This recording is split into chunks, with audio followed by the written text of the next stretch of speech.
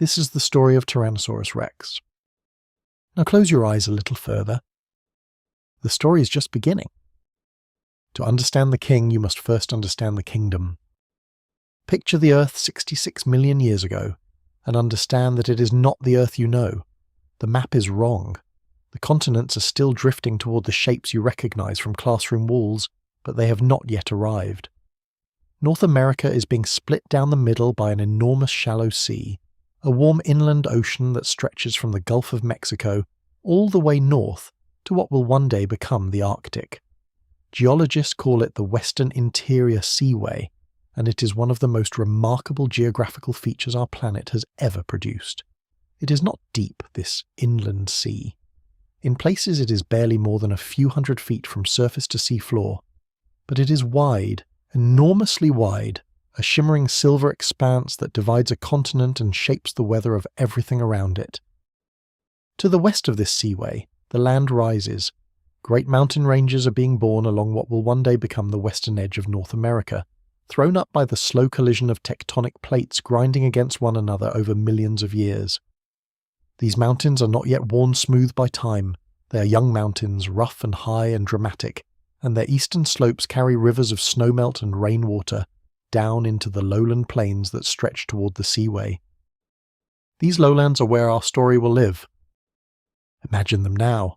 Vast coastal floodplains, not so different in feeling from the great river deltas you might know from the modern world. The Mississippi where it spreads toward the Gulf, the Ganges meeting the sea, that same quality of flat, waterlogged, endlessly fertile land where rivers constantly shift their courses, where oxbow lakes form and fill and drain and reform over generations, where the ground is never entirely dry and the air is never entirely still. If you enjoy listening to sleepy prehistoric dinosaur stories like this one, please consider subscribing to the channel. New stories like this are posted every week, and every one of them is made to carry you gently through the night.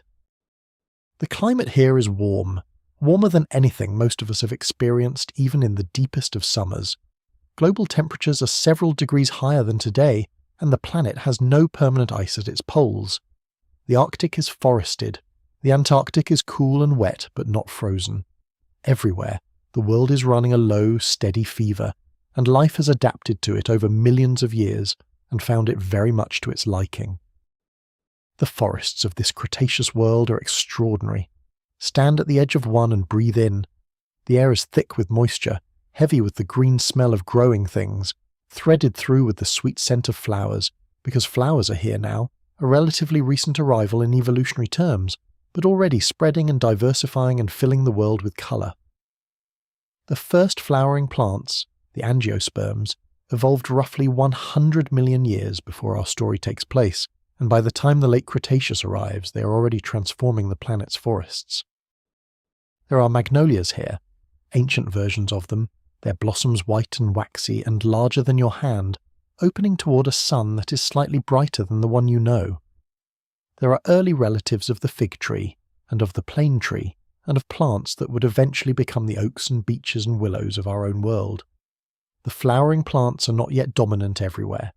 Conifers still hold great territories, particularly on the slopes of the rising mountains and in drier interior regions.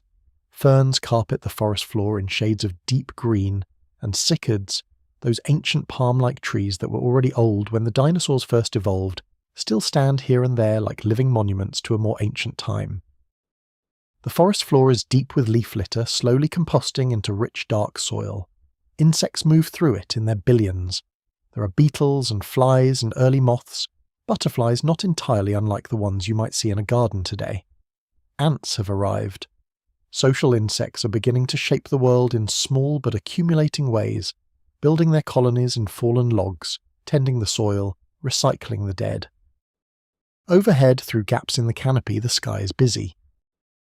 Pterosaurs still rule the air, though they are in their twilight now, beginning the slow decline that will end with their extinction alongside the non-avian dinosaurs.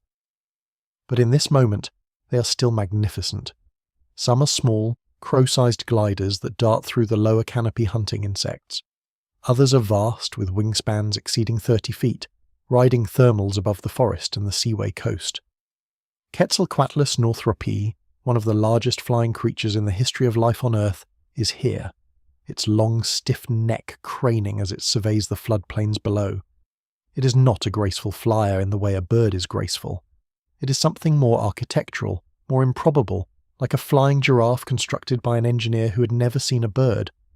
But it flies, and it watches, and when it descends to the ground, it stalks on all four limbs, using folded wings as forearms, hunting like a heron in the shallows of the seaway coast. And there are birds. True birds now, recognizable ancestors of the ones that will one day fill your garden and your mornings with song. They are small and varied, most of them no larger than a modern crow or sparrow, and they fill the forests with calls that would sound strangely familiar to you if you could hear them. They nest in trees and in reed beds. They dive for fish in the rivers. A few have lost the ability to fly and have become runners, chasing insects through the undergrowth with quick, darting feet. They are descendants of theropod dinosaurs, these birds, and they carry in every hollow bone and every feather the long evolutionary inheritance of a lineage that stretches back further than you can easily imagine. Now let your gaze drop from the sky to the water. The rivers of the Cretaceous floodplain are broad and slow and brown with suspended sediment. They meander across the flat coastal plain in great lazy loops, cutting new channels and abandoning old ones in a constant, unhurried reshaping of the landscape. Along their banks, dense stands of vegetation crowd to the water's edge. Horsetails, ancient plants that have changed very little in 300 million years, grow tall as small trees in the muddy margins. The first grasses have not yet evolved. The ground between the trees is covered instead with ferns and low creeping plants, and a dense mat of mosses in the wetter areas. In the water, life is dense and complex. Fish of many kinds move through the murky depths. Gar, ancient armoured fish whose living relatives still inhabit the rivers of North America, cruise the slow currents. Bowfin and sturgeon, both so conservative in their evolution that they look much the same today as they did in this moment. Large freshwater turtles, some with shells wider than a dining table, bask on mud banks in the afternoon sun, their ancient eyes watching the world with an expression of absolute patience.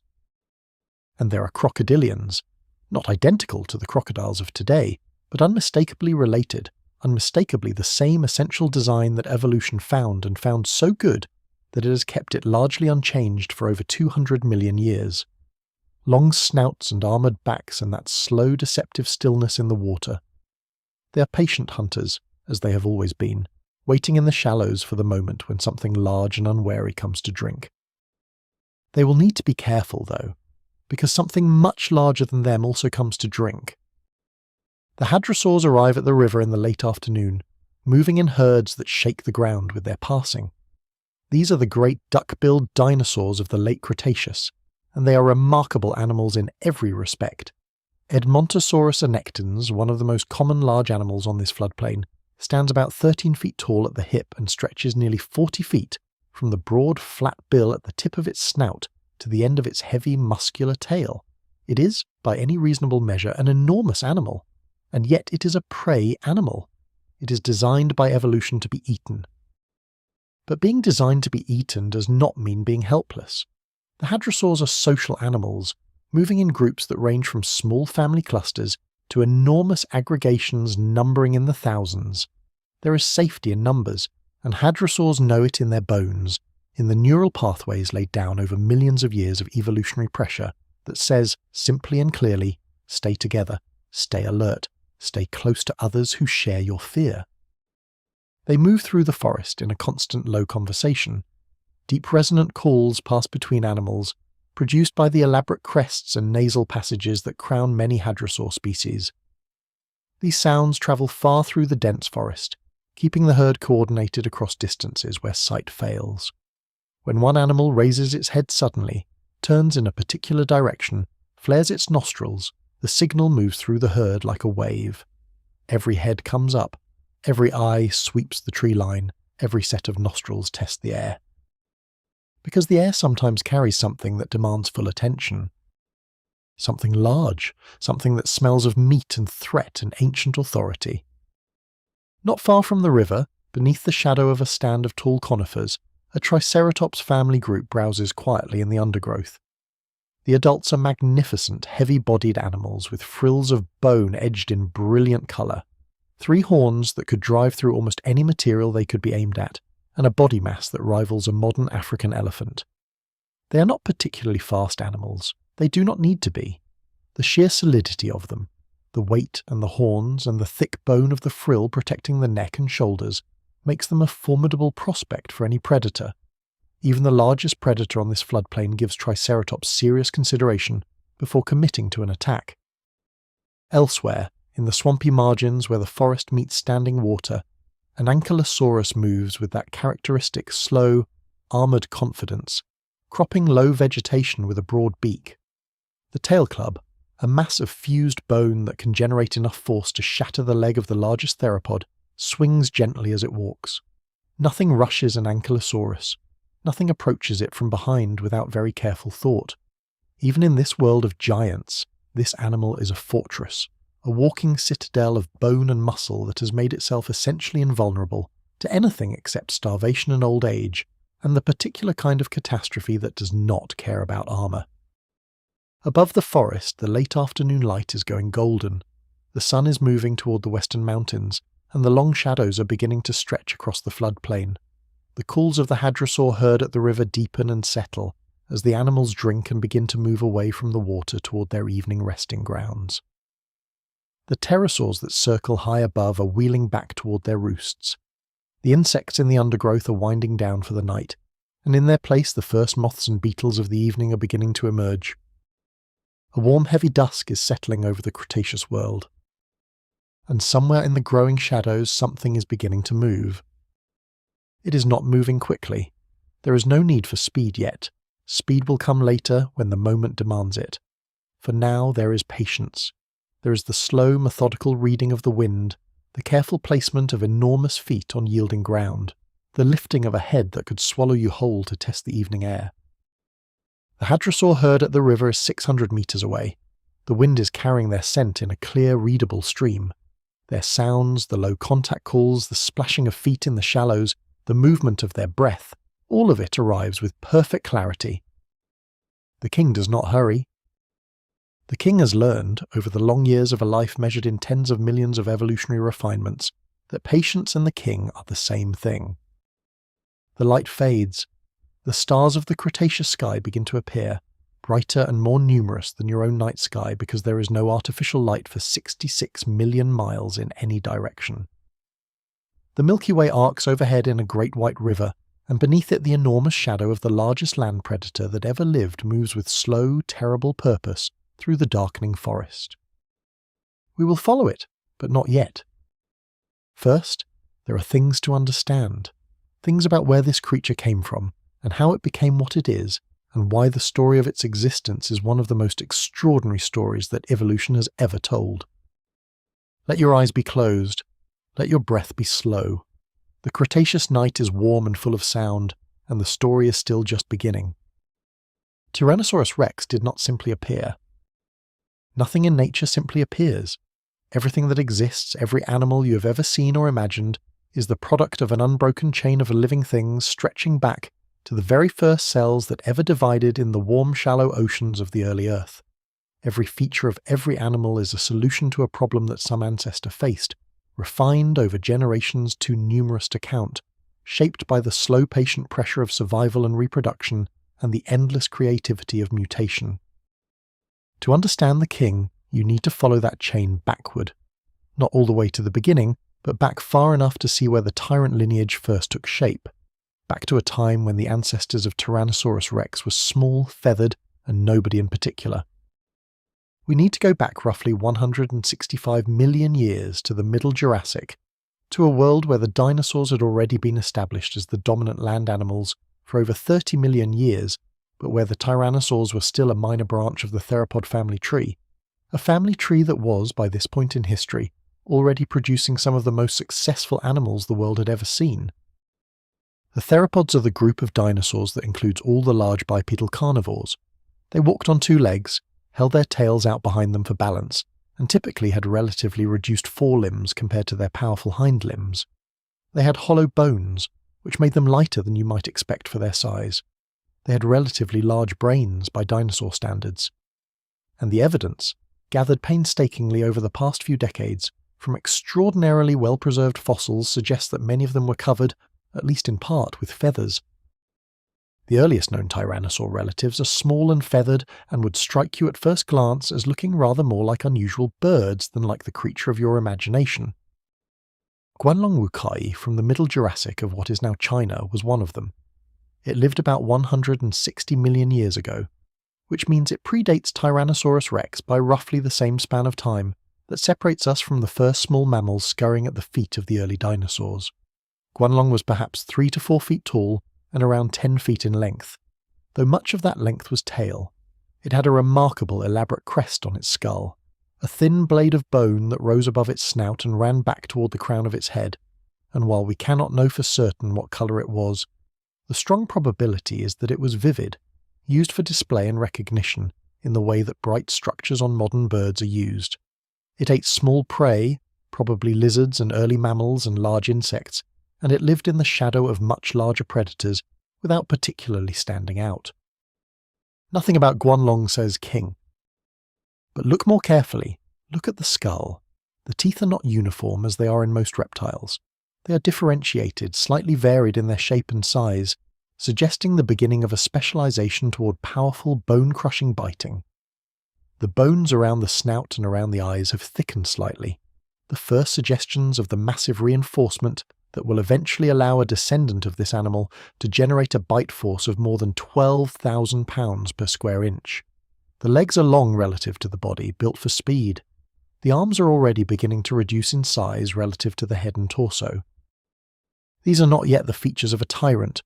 They are the sketches, the early drafts. Evolution is working through possibilities. Dilong paradoxus, another early tyrannosaur from China, lived slightly later, around 130 million years ago. It was somewhat larger than Guanlong, perhaps 5 or 6 feet long, and the fossils that preserve it also preserve the unmistakable impression of downy filamentous feathers covering portions of its body. These were not flight feathers, they were insulation, the same kind of fluffy coating you find on a modern chick, and their presence tells us something important about the tyrannosaur lineage even at this early stage. These animals were likely regulating their own body temperature, at least partially. They were running warm. The insulation makes sense if you're a small active animal that needs to maintain a consistent body temperature to fuel a fast metabolism. It is the same logic that led birds to develop feathers, that led mammals to develop hair. You're generating heat internally, and you need to keep it close to your body, wrapped in a layer of air that you can trap with your covering. In the forests of early Cretaceous China, these small feathered tyrannosaurs were beginning to carve out their ecological niche, hunting smaller prey, competing with other small theropods for the same food sources, slowly but persistently diversifying and experimenting with different body forms. But they were still small, still marginal, still nobody. Then something began to change. The middle of the Cretaceous period saw a series of shifts in the ecology of the northern continents that would prove, over millions of years, to be enormously advantageous for the tyrannosaur lineage. The large sauropod dinosaurs, those immense long-necked giants that had dominated the large herbivore niche for tens of millions of years, were beginning to decline in the northern landmasses. Other herbivore groups, the hadrosaurs and the ceratopsians and the ankylosaurs, were diversifying to fill the ecological spaces opening up. Large prey was becoming more abundant, and the predator niches that could be built around hunting large prey were opening up. And the tyrannosaurs were ready to step into them. Sinotyrannus casuensis, from the early Cretaceous of China, was perhaps the first tyrannosaur to be truly large. It may have reached lengths of over 30 feet, making it comparable in size to some of the largest theropods of its era. It still retained features that identified it as a tyrannosaur, that distinctive skull shape, those reinforced cranial bones, the beginning of the forward-facing eyes that would give its descendants such remarkable binocular vision. But it was big, genuinely, unambiguously big enough to take large prey, big enough to be a genuine apex predator. The story was accelerating. By the time you reach the late Cretaceous, the Tyrannosaur family has spread across the northern continents. Asia and North America were connected during much of this period by a land bridge across what is now the Bering Strait, and tyrannosaurs moved freely between them, evolving and diversifying on both landmasses. In Asia, Tyrannosaurs like Tarbosaurus bataar patrolled the great floodplains of what is now the Gobi Desert. These animals were closely related to Tyrannosaurus rex, so closely that some researchers have argued they represent the same genus, and they hunted hadrosaurs and sauropods with the same terrible efficiency. In North America, the Tyrannosaur lineage was producing its most spectacular results. Daspletosaurus, a North American tyrannosaur from roughly 77 million years ago, was a formidable animal in its own right. Growing to perhaps 30 feet in length and weighing several tons, it patrolled the same general environment that Tyrannosaurus rex would later call home. Its skull already shows most of the characteristic features of the Tyrannosaur predatory toolkit. The broad, U-shaped front to the jaw, the thick, robust teeth designed to bite through bone, the enormous jaw muscles, the forward-facing eyes. It was the pattern, the template. But it was not the final version. That final version, the animal that the evolutionary process had been slowly, incrementally, with its characteristic patience and indifference, building toward for over 100 million years, finally appeared around 68 million years ago. Tyrannosaurus rex. The name was given by Henry Fairfield Osborn, a paleontologist at the American Museum of Natural History in 1905, based on fossils recovered from the Hell Creek Formation of Montana and Wyoming. The species name rex means king in Latin, and Osborn chose it deliberately, because even from the fragmentary remains available at the time, it was clear that something unprecedented had been unearthed. He was not wrong. The full picture of what Tyrannosaurus rex actually was would take more than a century to assemble, and in many ways it is still being assembled, still being revised and expanded and corrected as new fossils emerge, and new techniques allow us to read the old ones more carefully. But what that century of work has revealed is an animal of such extraordinary complexity and capability that it continues to astonish the scientists who have dedicated their lives to studying it. The king had arrived, and the evolutionary journey that produced it, that long, patient, 165 million year experiment in building the ultimate predator, had found its culmination. But what exactly had it built? Let us look, slowly, carefully, with all the attention that such a creature deserves. Let your breath deepen. Let the darkness behind your eyes be warm and calm. We're still in the Cretaceous night, and the subject of our study is somewhere in the shadows ahead, and we are moving toward it now with the unhurried certainty of people who know there is nowhere else they need to be. Imagine that you could stand in a clearing in the late Cretaceous forest and watch Tyrannosaurus rex approach from perhaps 200 meters away. The first thing you would notice is not the size, though the size will come for you in a moment. The first thing you would notice is the movement. It walks with a posture that is horizontal rather than upright, its great spine held roughly parallel to the ground, the long muscular tail extended behind it, as a counterbalance to the massive weight of the skull and chest at the front. It moves like a vast, slow pendulum, its body rocking slightly with each stride, and there is something in that movement that is both deeply animal and deeply mechanical. The movement of a creature that has been designed by 100 million years of refinement into something that functions with the precision of a machine. Then the size arrives. A large adult Tyrannosaurus rex stood approximately 13 feet tall at the hip. From the tip of that enormous skull to the end of the tail, it measured between 37 and 42 feet in length. It weighed, depending on the individual and the stage of life, somewhere between 8 and 15 tons. To put that weight in perspective, a large male African elephant, the largest land animal alive today, weighs approximately 6 tons. The king weighed 2 elephants. But raw numbers, however large they may be, do not capture what it was actually like. Numbers are abstractions. The king was not an abstraction. Let us start with the skull, because the skull is where the story of Tyrannosaurus rex most clearly reveals itself. The skull of an adult Tyrannosaurus rex was approximately 5 feet long. That is longer than most adult humans are tall. It was not, however, the simple blunt weapon it might appear in a hurried glance. It was an engineering marvel, a structure of extraordinary complexity and refinement that had been tested and revised by millions of years of evolutionary pressure until it achieved a form of almost brutal perfection. The shape of the skull was broad and deep at the back, where the jaw muscles attached, narrowing toward a rounded U-shaped front. This shape is different from most other large theropods, which tend to have narrower, more blade-like skulls. The broad front of the Tyrannosaurus skull served a purpose. It gave the animal binocular vision, the ability to perceive depth and judge distances accurately, in the way that a hawk or an owl or a human can judge distances because both eyes point largely forward. Most prey animals, by contrast, have eyes on the sides of their heads, giving them a wide field of view for detecting approaching danger, but very poor depth perception.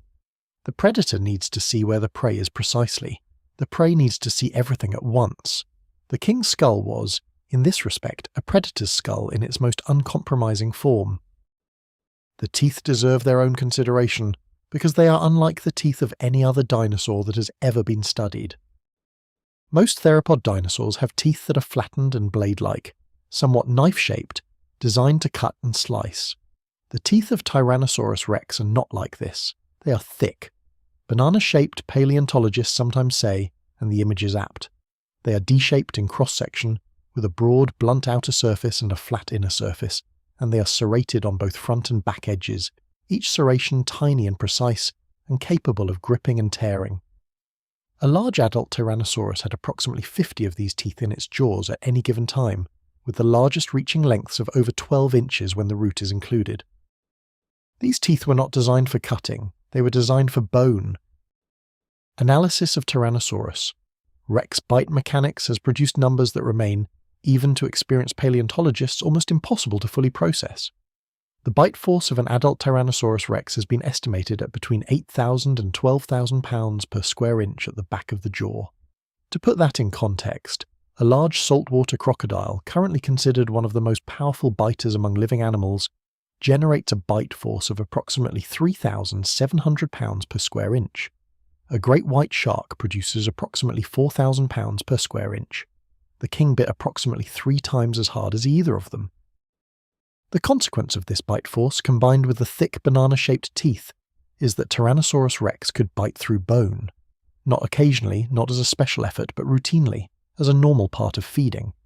Fossil bones of Tyrannosaurus prey species, particularly the hip bones and vertebrae and limb bones of hadrosaurs, commonly show deep tooth marks, gouges and punctures that match precisely the teeth of Tyrannosaurus rex, and that penetrate all the way through the dense cortical bone into the spongy marrow beneath. The king was not merely eating the meat around the bones, it was eating the bones themselves. The marrow inside, rich with fat and nutrients, was worth crushing through solid bone to reach. The jaws that housed these teeth were, of course, correspondingly massive. The lower jaw of a large adult Tyrannosaurus rex was as long as an adult human is tall. The jaw muscles that closed it filled the entire rear of the skull and attached to a complex of bones behind and above the eye socket. When we look at a Tyrannosaurus skull and see those large openings in the bones, the holes that give the skull a somewhat skeletal, almost architectural quality, many of them are not holes at all in the living animal. They are spaces for muscle, space for the enormous mass of jaw muscle that the king needed to do what it did. Behind the skull, the neck was short and immensely powerful. The muscles of the neck were massive, arranged in thick columns that ran from the base of the skull down to the shoulder girdle, and they served a purpose beyond simply holding the head up. When Tyrannosaurus bit into something, the neck muscles were engaged in a twisting, pulling motion, a death roll that could tear through flesh and bone with the mechanical advantage of that enormous lever arm. Modern crocodilians use the same motion, the death roll, to tear pieces from large prey. The king did it too, on a vastly larger scale. The torso of Tyrannosaurus rex was deep and barrel-shaped, housing a set of organs that we are only beginning to understand in detail. The respiratory system was, almost certainly, similar to that of modern birds, a system of air sacs that moved air through the lungs in one direction rather than in and out as mammalian lungs work, ensuring that the oxygen exchange was efficient and continuous. This bird-like respiratory system is shared by all theropod dinosaurs and is one of the many features that connects them, unmistakably, to the birds that are their living descendants. And here, as the torso transitions to the hind limbs, we reach something that is perhaps even more impressive than the skull and jaws, because it is less immediately obvious and more subtly remarkable. The legs of Tyrannosaurus rex were built to move 9 tons. This is not a simple engineering problem. Moving 9 tons on 2 legs at any speed is a challenge that most structural engineers would blanch at. The bones of the hind limb were therefore massive. The femur, the upper leg bone, was over 4 feet long in large adults and broad in diameter, the largest single bone in the animal's body. The tibia and fibula, the lower leg bones, were somewhat shorter than the femur, giving the leg proportions slightly different from a human's, and this proportion turns out to have been important. The arrangement of bones in the Tyrannosaurus hind limb placed much of the muscle mass high on the leg, close to the body, rather than spread throughout the limb. This is the same arrangement you see in cursorial animals, animals built for running, and in birds. Heavy muscles high on the limb, light structures lower down, connected by long tendons that store and release elastic energy with each stride. It is efficient. It is the design of an animal that, despite its size, was built to move. How fast could it move? This question has generated more debate in paleontology than almost any other, and the honest answer is that we are still not entirely certain. Early estimates ranged widely, from stately walking speeds of about 12 miles per hour to more dramatic proposals of 40 miles per hour or more. More recent biomechanical modelling, based on detailed analysis of bone cross-sections and muscle attachment sites and computer models of the skeleton in motion, has tended to converge on a somewhat more moderate answer. A fully grown adult Tyrannosaurus rex could probably move at somewhere between 12 and 25 miles per hour, which means its maximum speed was roughly comparable to a moderately fit human sprinter. Not fast by theropod standards, but fast enough. A hadrosaur, its most common prey, was probably not dramatically faster. And now finally there are the arms. The arms of Tyrannosaurus rex are perhaps the most immediately striking feature to a modern eye because they seem wrong. They seem out of proportion, vestigial, almost comically small on an animal of such enormous scale. Each arm was about 3 feet long, which sounds like a respectable length until you compare it to the nearly 40-foot body carrying them. They had 2 functional fingers, each tipped with a curved claw, and they were muscular enough that they could not have been entirely without function. But what that function was continues to be debated. The most widely accepted idea is that the arms had become too small to play any significant role in predation, but that they retained some function related to rising from a lying down position, perhaps using the claws as anchors against the ground while the enormous leg muscles levered the body upright. Another proposal is that they serve some role in mating, the male gripping the female with small but powerful claws during copulation. Still another idea, more recent and more intriguing, is that the reduction in arm size was actually advantageous in a specific social context. When multiple Tyrannosaurus individuals fed together on a large carcass, smaller arms meant fewer limbs getting in the way, fewer accidental bites from other jaws working at close quarters. Whatever their purpose, the arms were not accidents. They were exactly the size evolution had settled on after millions of years of refinement, and the fact that they seem wrong to us says more about the limits of our intuition than about the king itself. There is one more feature of Tyrannosaurus rex anatomy that we need to spend time with, because it is in some ways the most surprising of all, and the one that most dramatically alters the picture of what this animal actually was. The brain. For a long time, the assumption about large theropods was that they were relatively unintelligent animals, something like large reptiles, with small brains relative to their body size and correspondingly limited cognitive capabilities. This assumption is being dismantled by the evidence, though the process is still unfolding and the debates are ongoing. The brain of Tyrannosaurus rex was not large in absolute terms, not comparable to the brain of a large mammal of similar body weight, but it was not small either, not in comparison to what might be expected for a reptile of that size, and its internal structure, which can be studied by creating casts of the inside of the skull, reveals features that suggest capabilities beyond those of a simple cold-blooded predator. The olfactory bulbs, the parts of the brain dedicated to processing smell, were very large, proportionally larger than in most other theropods, comparable in relative terms to those of modern birds with exceptionally acute senses of smell. This is consistent with everything else we know about Tyrannosaurus hunting behavior. This was an animal that relied heavily on its nose, capable of detecting the scent of prey or carrion from enormous distances, reading the wind for information the way a highly trained tracker reads footprints. The vestibular system, the part of the inner ear that governs balance and spatial orientation, was also well developed, suggesting a degree of motor coordination that would have been necessary for an animal moving at speed over varied terrain while carrying a skull the size of a small car. and the hearing of Tyrannosaurus rex appears to have been tuned toward very low frequencies. The structure of the inner ear, which we can study from fossil impressions, suggests that the king was particularly sensitive to low-frequency sounds, the deep rumbles and vibrations that carry over long distances through air and ground. This is the kind of hearing that would let you know from miles away that a herd of large animals was moving toward the river, that something very large was crashing through the forest in a particular direction, that the world at this moment contained a particular opportunity. The king listened. The king smelled. The king watched with forward-facing eyes that could judge distances with precision. And then the king acted.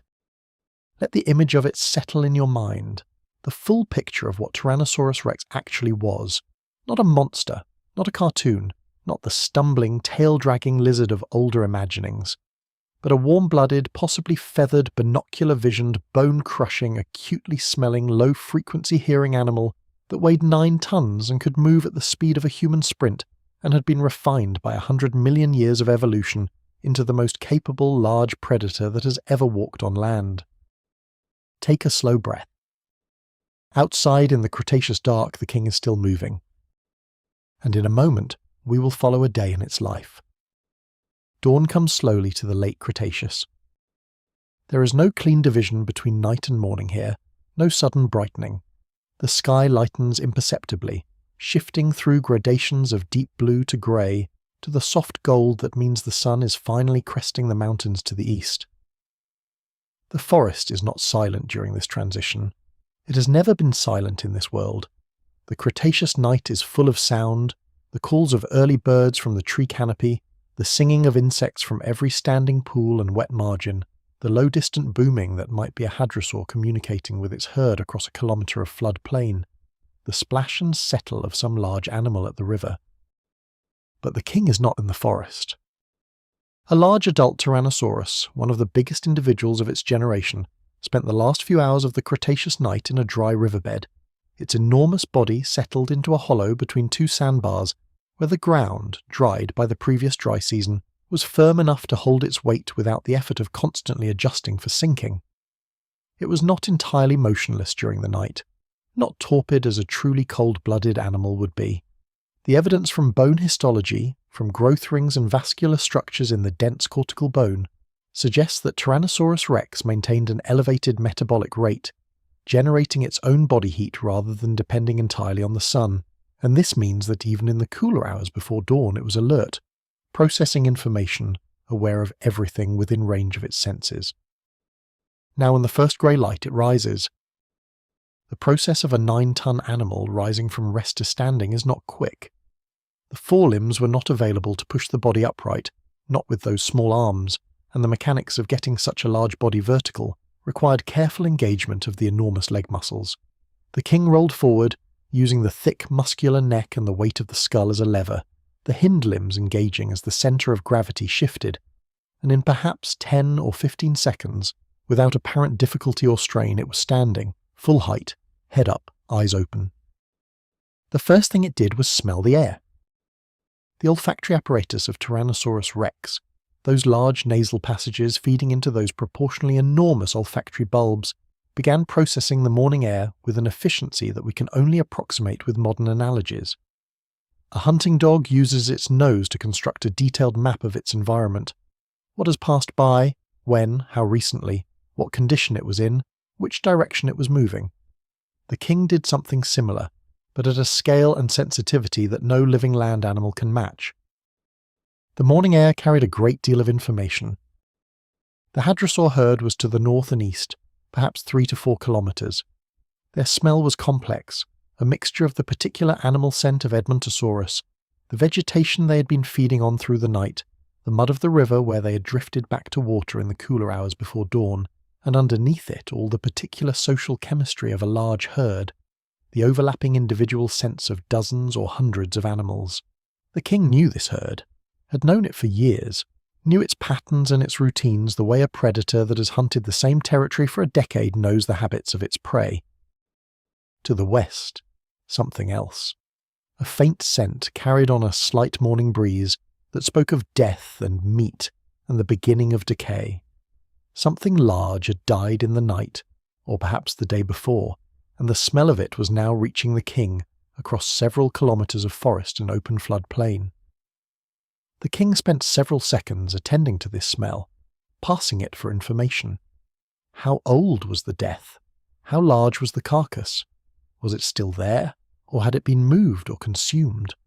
Were other large animals at it, competitors whose presence would need to be factored into any decision to investigate? The information was incomplete, as it always was. The world gave you what it gave you, and you worked with what you had. The king began to move west. The gait of a walking Tyrannosaurus rex was not fast, but it was relentless. Each stride covered approximately 15 feet. At a moderate walking speed, the king covered roughly 3 miles per hour, which meant that a 3-kilometre journey took about an hour. But the king was not hurrying.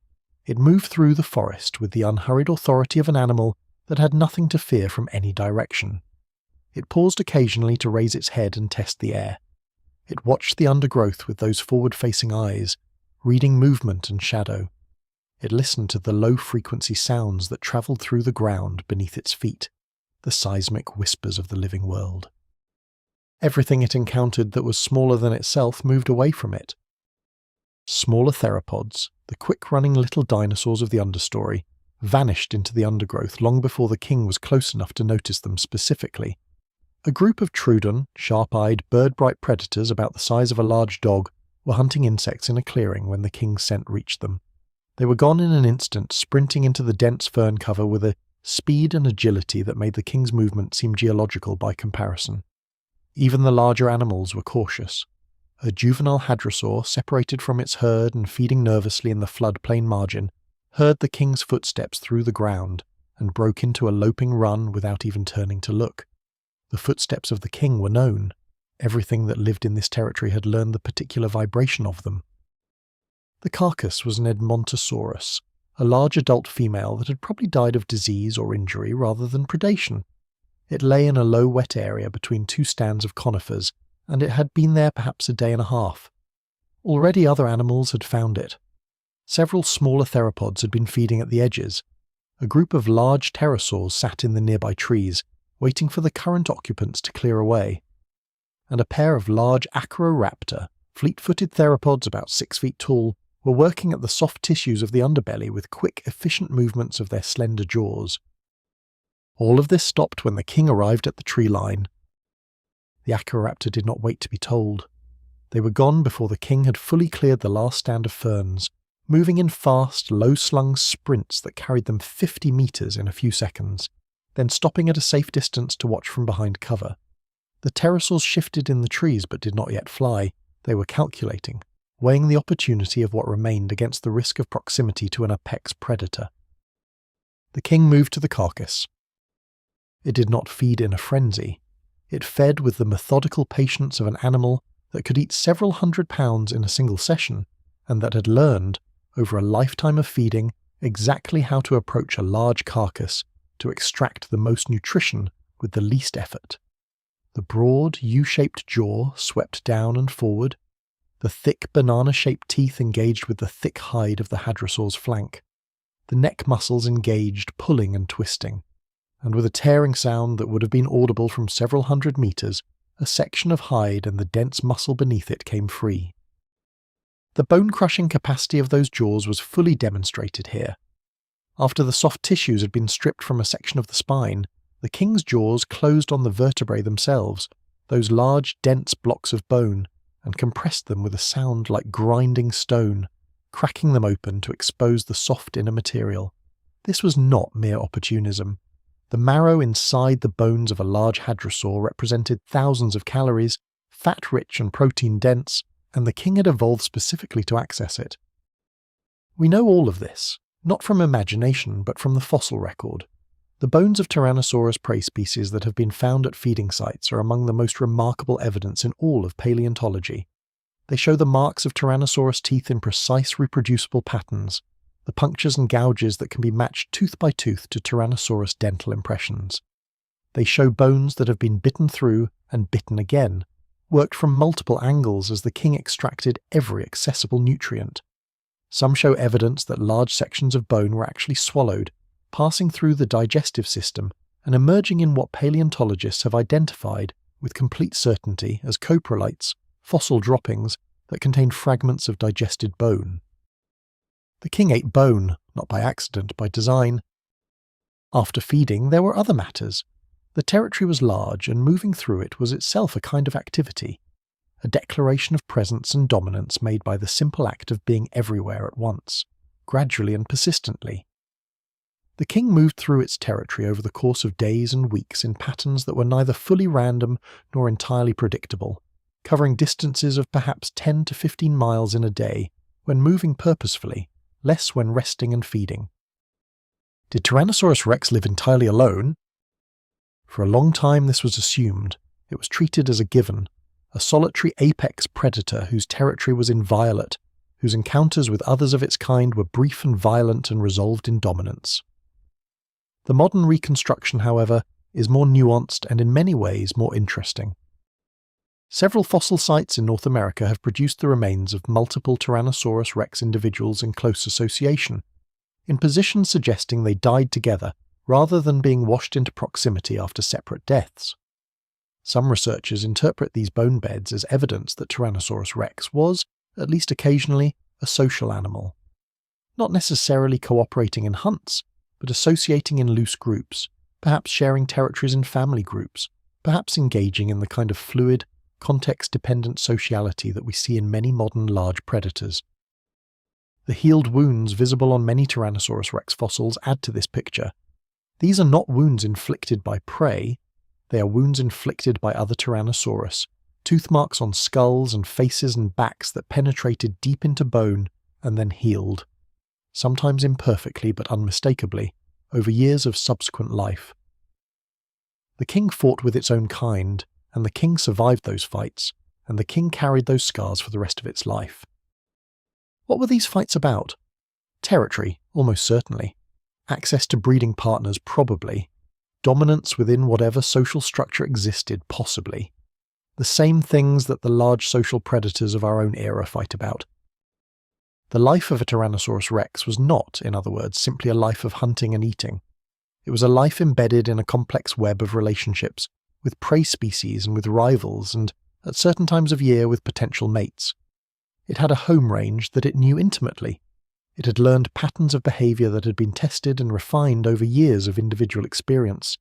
It had, in some functional sense that we do not yet fully understand but can no longer ignore, a perspective on its world. The afternoon light is now golden and long across the floodplain, and the king has moved back from the carcass site, which the smaller theropods are now reclaiming with cautious efficiency, and has found a low rise above the river where the ground is dry and firm. It stands here for a while, the great head moving slowly, reading the wind, listening to the low sounds of the world. The hadrosaur herd is back at the river, their calls carrying clearly across the open ground. Tomorrow, perhaps. But not today. Today has been sufficient. The king lies down in the long afternoon shadow of a stand of ancient conifers, and the world continues around it, and the Cretaceous day moves toward its close with the unhurried patience that characterizes all things in this ancient, ancient world. There are mornings in the late Cretaceous that begin with a particular quality of stillness. Not silence, never silence, not in a world this full of life, but a stillness in the quality of the air, the way the mist holds close to the floodplain before the sun burns it off, the way the hadrosaur herd moves through it with unusual quiet, heads down, feeding in the grey early light with none of the usual calls and social sounds that characterize the herd at other times of day. The world feels, in these moments, like it is holding its breath. This morning is one of those mornings. The hadrosaur herd, a large aggregation of Edmontosaurus annectens, perhaps 200 individuals strong, is spread across a broad stretch of floodplain near the river. The vegetation here is good, the floodplain edge offering dense stands of flowering plants and ferns and low-growing angiosperms that the hadrosaurs find particularly attractive. The calves and juveniles are in the centre of the group, as they always are, surrounded by the bulk of the adults. The largest adults, scarred veterans of many seasons, browse at the edges and lift their heads more frequently than the others, reading the world with more experienced senses. One of these adults has been uneasy since before dawn. Something in the air, something below the threshold of clear identification but unmistakably present, has been triggering low-level alarm responses in her for several hours. Not a panic response, not the explosive scatter of a prey animal that has seen the predator and has no choice but to run, something subtler. A persistent low-grade attention, a frequency of head lifting that is slightly above normal, a slight tension in the muscles of the neck and shoulders that has not quite resolved into movement. The king is 700 meters away in the forest. It has been there for 2 hours. Understanding Tyrannosaurus rex as a hunter requires letting go of some popular images and replacing them with something more ecologically sophisticated. The classic image is the sprint, the sudden explosive charge, the terrifying pursuit. And the king could do this. There is no question that it could accelerate rapidly over short distances, and that its mass and momentum in a direct charge were overwhelming.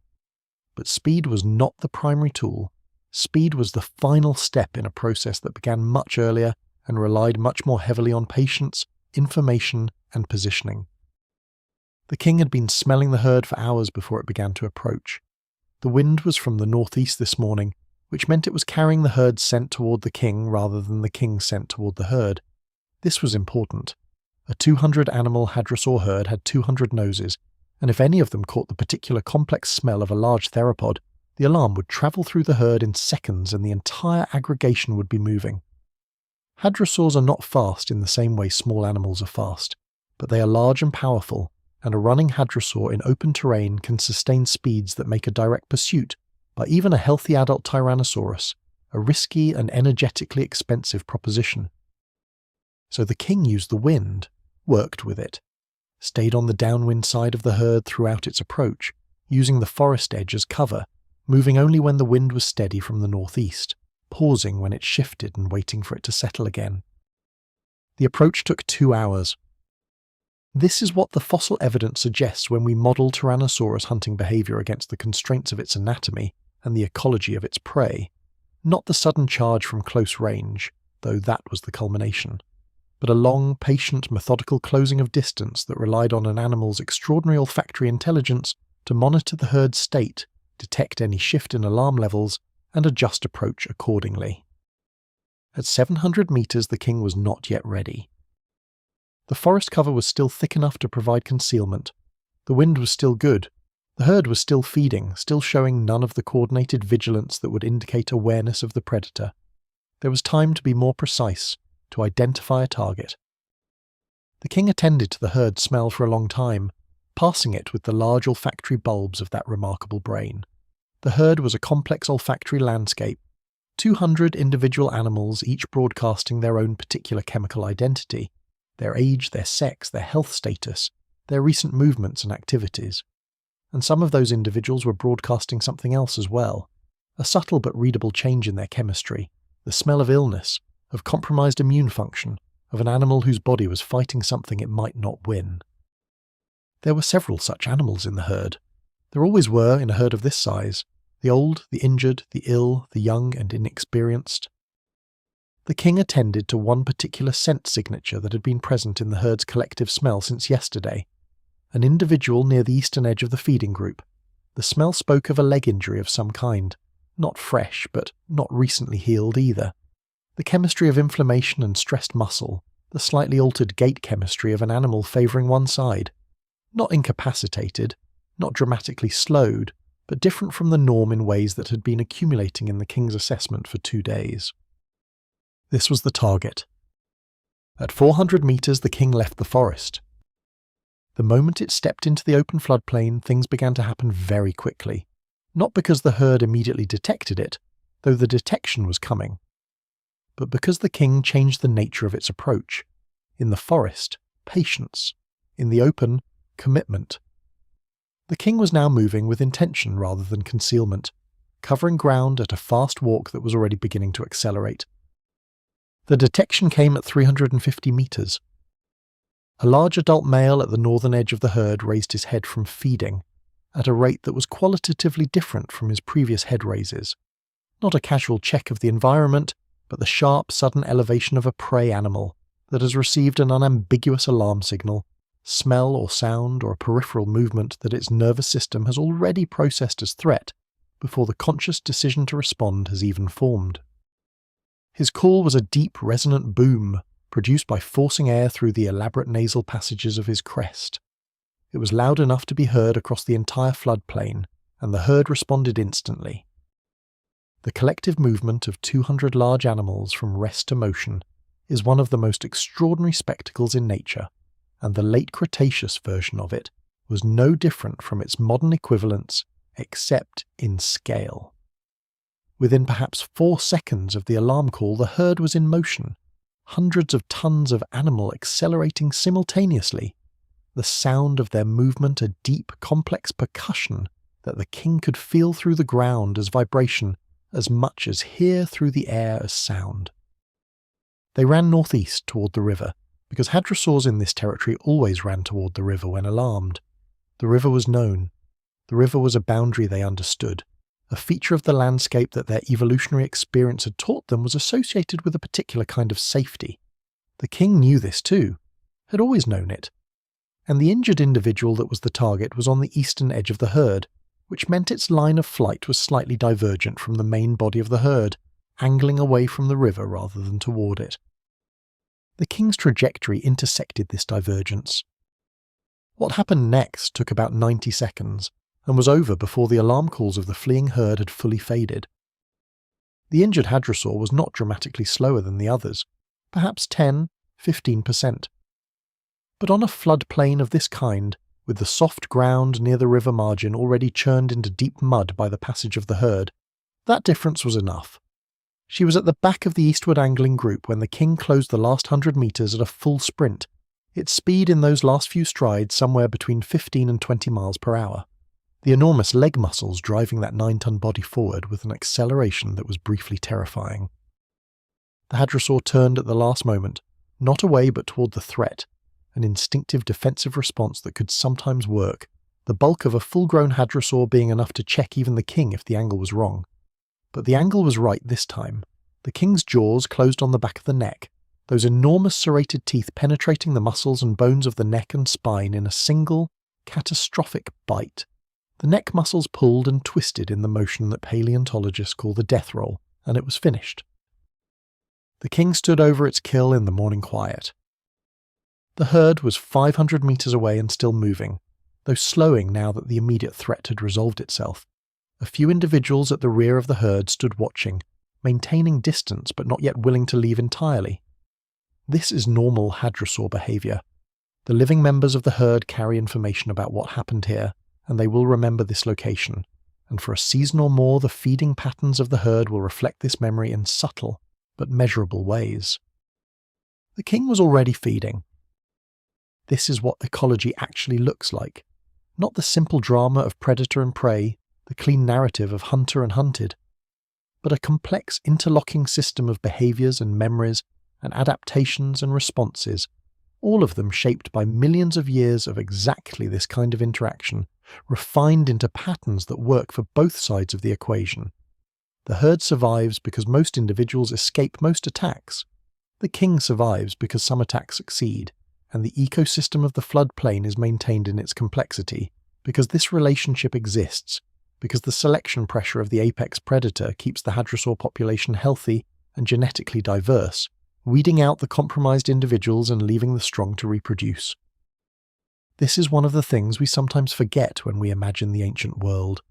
It was not simply brutal, it was functional, deeply functional, in the way that only systems refined by millions of years of mutual adaptation can be functional. Everything had its role, everything served the larger pattern. Even the king.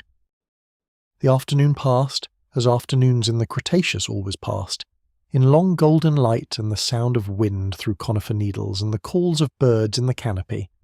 The floodplain settled back into its rhythms. The herd drifted back toward the river. The small theropods that had been watching from a careful distance began, cautiously, to move closer to the edges of the kill site. The king fed until it was satisfied. And then, as the shadows lengthened and the light went from gold to amber to the deep rose of a Cretaceous evening, it walked back into the forest. Tomorrow was another day. There is a particular kind of silence that descends on a dig site at the end of a long day in the field. The tools are down, the brushes resting in their holders, the rock matrix still holding its secrets against the last low light of the afternoon. The air tastes of dust and the particular mineralic quality of deep time, of rock that has not seen the surface in 66 million years, opened up at last into the thin air of a Montana summer. The paleontologists sit in whatever shade there is, and drink water that is never quite cold enough, and look at what they have found. And most of them, even the ones who have spent 20 or 30 years doing this, feel something that has not diminished with familiarity. They feel wonder. The bones of Tyrannosaurus rex have been emerging from the Hell Creek Formation and its related geological units for over 120 years, since the first fragmentary specimens were collected in the closing years of the 19th century. In that time, the science of reading those bones has advanced so dramatically that the specimens found today yield quantities and kinds of information that the early collectors could never have imagined. The story of Tyrannosaurus rex science is in many ways the story of science itself, the revision and expansion of understanding as new tools and new questions are applied to old evidence, the willingness to acknowledge that yesterday's certainty might be today's complication, the slow cumulative building of a picture that is always incomplete but always growing more detailed, more nuanced, more alive. Let us start with Sue. The specimen designated FMNHPR 2081 and universally known by the field name given to it by the person who found it, Susan Hendrickson, is the largest and most complete Tyrannosaurus rex skeleton ever recovered. Sue was discovered in 1990 on a ranch in the Cheyenne River Sioux Reservation in South Dakota, extracted over 17 days by a team from the Black Hills Institute of Geological Research, and eventually acquired by the Field Museum of Natural History in Chicago following a complex legal battle that stretched over several years. The skeleton is approximately 90% complete, which in the world of large theropod paleontology is an almost unprecedented level of preservation. Sue includes a skull that is essentially intact, all four limbs, the vertebral column, the ribs, the shoulder girdle, and hundreds of individual bones that together constitute the most detailed portrait of a Tyrannosaurus rex individual that science possesses. What has Sue told us? A great deal, beginning with a matter of age. The growth rings preserved in the cross-sections of Sue's bones, visible under microscopic examination in a way exactly analogous to the growth rings in a tree trunk, tell us that Sue was approximately 28 to 30 years old at the time of death. This makes Sue an old individual for Tyrannosaurus rex. Analysis of other specimens suggests that the species rarely reached 30 years and that most individuals died significantly younger than this. The growth rings also revealed something that was surprising when it was first discovered and remains one of the most striking facts about Tyrannosaurus biology. The growth rate was not slow and steady throughout life. Instead, there was a period of explosive, nearly unbelievable growth during adolescence, between the ages of approximately 14 and 18, during which a Tyrannosaurus rex gained an average of about 1,500 pounds per year. This is roughly equivalent to growing the mass of a small car in 4 years. The physiological demands of this growth rate imply a warm-blooded metabolism comparable to that of a modern large mammal or bird, not the slow reptilian metabolism that was assumed for decades. Sue also shows extensive evidence of the kind of life a large apex predator actually lives. The right fibula, one of the lower leg bones, was broken and healed during Sue's lifetime. Multiple vertebrae show signs of diseased or degenerated tissue that are consistent with conditions similar to gout or an infectious disease. Some of the shoulder bones show evidence of a bacterial infection that would have been extremely painful in life, possibly incapacitating at its worst.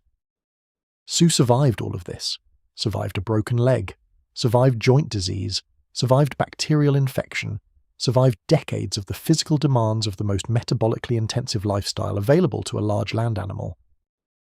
This is one of the things the fossil record of Tyrannosaurus rex tells us most clearly. These were tough animals in a way that goes beyond size and strength. They were resilient. Their physiology was capable of recovering from injuries and infections that would kill most modern large mammals. Whether this was due to immune system capabilities, or metabolic resilience, or simply the selective advantage conferred by living long enough to dominate a large territory over many breeding seasons, the evidence is in the bones. The specimen known as Stan discovered in 1987 and named for the amateur paleontologist Stan Sakrason, provides a somewhat different portrait. Stan is smaller than Sue, almost certainly male based on pelvic bone proportions and other skeletal indicators, and Stan's bones tell a story of a life even more physically eventful. Stan shows multiple healed bite marks on the skull, wounds inflicted by other Tyrannosaurus rex individuals during what must have been violent confrontations. One wound, on the back of the skull, shows evidence of having been inflicted by a bite that nearly punctured the brain case. Stan survived this, lived for years afterward, as the extent of bone remodeling around the wound demonstrates. Stan also shows damage to the neck vertebrae that is consistent with having been grabbed by the neck and twisted, the kind of wound that would result from another Tyrannosaurus applying its death roll technique to Stan's neck. And yet the bone healed. The animal survived, continued to live and feed and presumably reproduce for years after an injury that, had it been inflicted on any of us, would have been instantly fatal. The specimen known as Scotty, from Saskatchewan in Canada, holds the current record for estimated body mass among Tyrannosaurus rex individuals.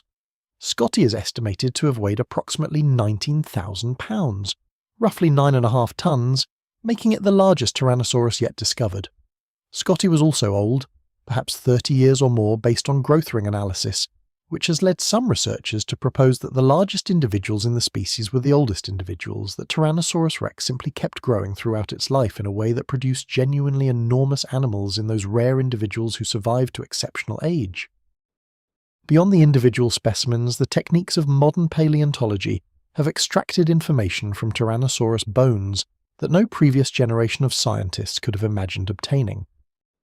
In 2005, a research team led by Mary Schweitzer at North Carolina State University made a discovery that sent shockwaves through the paleontological community. Working with a Tyrannosaurus rex femur bone from Montana, Schweitzer discovered preserved soft tissue inside the bone, including what appeared to be elastic blood vessel walls and cell-like structures that she described as closely resembling red blood cells. The discovery was controversial immediately, because the conventional understanding was that organic molecules could not survive for 65 million years without complete degradation. The subsequent decade of research both supported and complicated the initial findings. What Schweitzer had found was not intact blood vessels in the traditional sense, but it was genuinely preserved organic material, specific proteins including fragments of collagen, a structural protein found in bone and connective tissue that can persist for very long periods under the right chemical conditions. The collagen sequences recovered from Tyrannosaurus rex bones have been analysed and compared to the collagen of living animals, and the results are unambiguous. Tyrannosaurus rex collagen is most similar to the collagen of modern birds and crocodilians, precisely the living animals that evolutionary biology predicted would be its closest living relatives. The bones speak the language of family. There are ongoing debates in Tyrannosaurus rex science that illuminate the nature of science itself, the way knowledge is produced and revised and sometimes overturned in the light of new evidence. One of the most active current debates concerns whether Tyrannosaurus rex might actually represent more than one species. A 2022 analysis of a large collection of Tyrannosaurus specimens proposed, based on differences in bone proportions and dental features, that what we currently call Tyrannosaurus rex might actually be 3 distinct species: Tyrannosaurus rex, Tyrannosaurus imperator, and Tyrannosaurus regina, the king, the emperor, and the queen. The scientific community has not yet reached consensus on this proposal. Many specialists argue that the differences observed are within the normal range of variation you would expect within a single species, including variation related to sex and individual age, and that the evidence does not yet rise to the level required to justify splitting the taxon. This debate, precisely because it has not yet been resolved, tells us something important about where Tyrannosaurus rex science currently stands. There are still fundamental questions about this animal that we cannot yet answer with certainty. Questions about whether it had lips, fleshy coverings over its teeth like a modern lizard, rather than the permanently exposed teeth of the classic Jurassic Park image. Questions about whether any portion of its adult body was still covered with feathers, as its ancestors clearly were, or whether the large body size made feather insulation counterproductive and drove the evolution of scaly skin. Questions about precisely how it grew and reproduced and behaved in its social interactions. The bones hold these secrets, and the work of extracting them patiently, carefully, with the precision and intellectual honesty that good science demands, continues. In museum preparation labs around the world, under fume hoods and magnifying lenses, under the cold blue light of electron microscopes and the computational glow of CT scan monitors, the bones of Tyrannosaurus rex are still yielding their information, still telling us, fragment by fragment and molecule by molecule, what this extraordinary animal actually was. And every answer opens 3 more questions. This is the nature of understanding anything that is genuinely complex, genuinely rich, genuinely worth knowing. The more we learn, the more clearly we can see the extent of what we do not yet know and how much more there is to discover. Let that thought rest in your mind. The fossils are patient. They have waited 66 million years. They can wait a little longer. And we have all the time in the world in this quiet and the dark to listen to what they are still trying to tell us. To understand what Tyrannosaurus rex meant to the world it lived in, you need to understand that world as a whole. Not just the predator, not just the prey, but the entire complex, interlocking, mutually dependent system of species and environments and relationships that constituted the late Maastrichtian ecosystem of Western North America, approximately 68 to 66 million years ago. Because no species exists in isolation, no matter how dominant it is, no matter how far it stands above the other members of its community in terms of size and power, everything is connected. Everything depends on everything else. Tyrannosaurus rex was not just a predator, it was a keystone. The Hell Creek Formation, the geological unit that preserves most of what we know about the King's World, was deposited in a broad coastal plain that stretched from the rising young mountains in the west to the retreating shore of the western interior seaway in the east. Over millions of years, rivers flowing down from those mountains deposited layer after layer of sand and silt and clay across this flood plain, and the animals and plants that lived and died in this environment left their remains in those sediments. Today, millions of years later, erosion is exposing those ancient sediments again, cutting through them to reveal the bones and leaves and pollen and wood of a world that ended 66 million years ago. The picture that emerges from those exposed sediments is one of extraordinary biological richness. The plant community of the Hell Creek was a complex mosaic. In the lower, wetter areas near the rivers and the seaway coast, dense stands of flowering plants dominated, a diverse assemblage of magnolias and plane trees and early relatives of modern flowering plant families, many of which we cannot assign to modern groups because they represent evolutionary experiments that did not survive into the present. Ferns carpeted the forest floor and the margins of every body of water. Cycads and their relatives stood here and there like living pieces of an older world. On higher, better drained ground, conifers were more dominant. Metasequoia, an early relative of the modern dawn redwood, formed forests of considerable grandeur in the wetter areas. Araucaria conifers, relatives of the modern monkey puzzle tree, grew tall and straight in drier locations. The diversity of conifer species in the Hell Creek flora tells us that this was not a simple, uniform landscape, but a complex of different plant communities, each adapted to slightly different soil conditions and moisture levels, each supporting somewhat different animal communities. And then there were the animals. The hadrosaurs were probably the most abundant large animals in this ecosystem. Several species were present, but Edmontosaurus annectans was the most common large one, and its abundance was not accidental. Edmontosaurus was an extraordinarily successful animal, capable of processing the tough vegetation of the floodplain with remarkable efficiency. The hadrosaur skull was a masterpiece of dental engineering, hundreds of tiny teeth packed into what paleontologists call a dental battery, a complex of interreplacing teeth that formed a continuous grinding surface, constantly renewing itself as old teeth were shed and new ones came forward. A single Edmontosaurus could grind through vegetation that would defeat most other herbivores. They moved in herds. The evidence for this is strong from bone beds that contain the remains of multiple individuals in close association to trackways that preserve the movements of large groups of animals walking in the same direction. The herds were probably not as simple as a single age class and sex moving together. More likely, they were complex social aggregations including animals of different ages, structured by social hierarchies that we can only infer from their anatomy and from the behaviour of their modern relatives among birds. The hadrosaur calves were particularly vulnerable to predation, and the social structure of the herd may have been oriented partly around protecting them. Evidence from hadrosaur nesting sites suggests that these animals were attentive parents, at least to the extent of staying near the nest during the hatching period and possibly feeding young animals before they could feed themselves. The evolution of this parental investment was probably driven in part by the constant predation pressure of living in a world that contained Tyrannosaurus rex. Triceratops horridus was perhaps the most impressive of the other large herbivores. Reaching lengths of approximately 30 feet and weights of perhaps 6 to 12 tons, this was an animal of comparable mass to Tyrannosaurus rex itself, and its defensive equipment, those 3 horns and that elaborate frill, was not decorative. Analysis of Triceratops skulls shows healed wounds from horn impacts, wounds that match the geometry of other Triceratops horns, which tells us that these animals fought each other.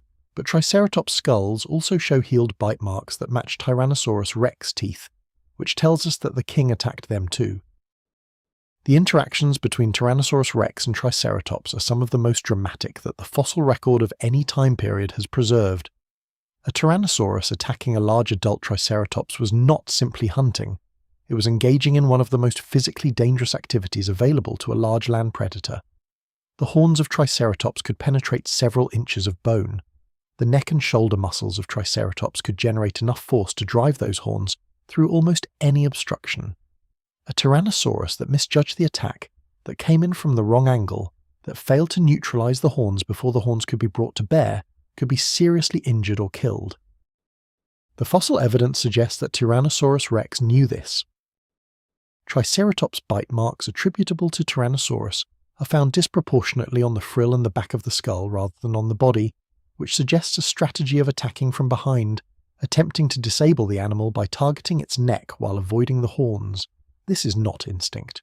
This is learned behaviour, refined by individual experience and possibly transmitted between individuals in whatever social structure existed. The king knew its prey, knew its vulnerabilities, knew how to use the terrain and the position to mitigate the risks. Ankylosaurus magniventris, the heavily armoured herbivore, represented a different kind of challenge. Its body was encased in a dermal armour of bone and keratin that was essentially impenetrable from above. Its tail club, a mass of fused bone that could swing with enormous force, was a genuine deterrent. The strategy for hunting an Ankylosaurus, if Tyrannosaurus did so regularly, would have required targeting the unarmoured underside, which meant flipping the animal somehow, an unlikely proposition given the low centre of gravity and wide stance of a well-muscled ankylosaur, or simply avoiding them as not worth the risk. The abundance of Ankylosaurus fossils in the Hell Creek without clear evidence of regular Tyrannosaurus predation suggests the latter strategy may have prevailed. The king probably left the tanks alone and focused its attention on easier prospects. Beyond the large herbivores, the Hell Creek ecosystem contained a remarkable diversity of other animals. Pachycephalosaurus, the dome-headed dinosaur with its thick cap of bone over the brain, was probably a modest-sized browser and occasional browser of low vegetation. The smaller ceratopsians, relatives of Triceratops, grazed the low vegetation of the open areas. Numerous small to medium theropods filled various predatory niches.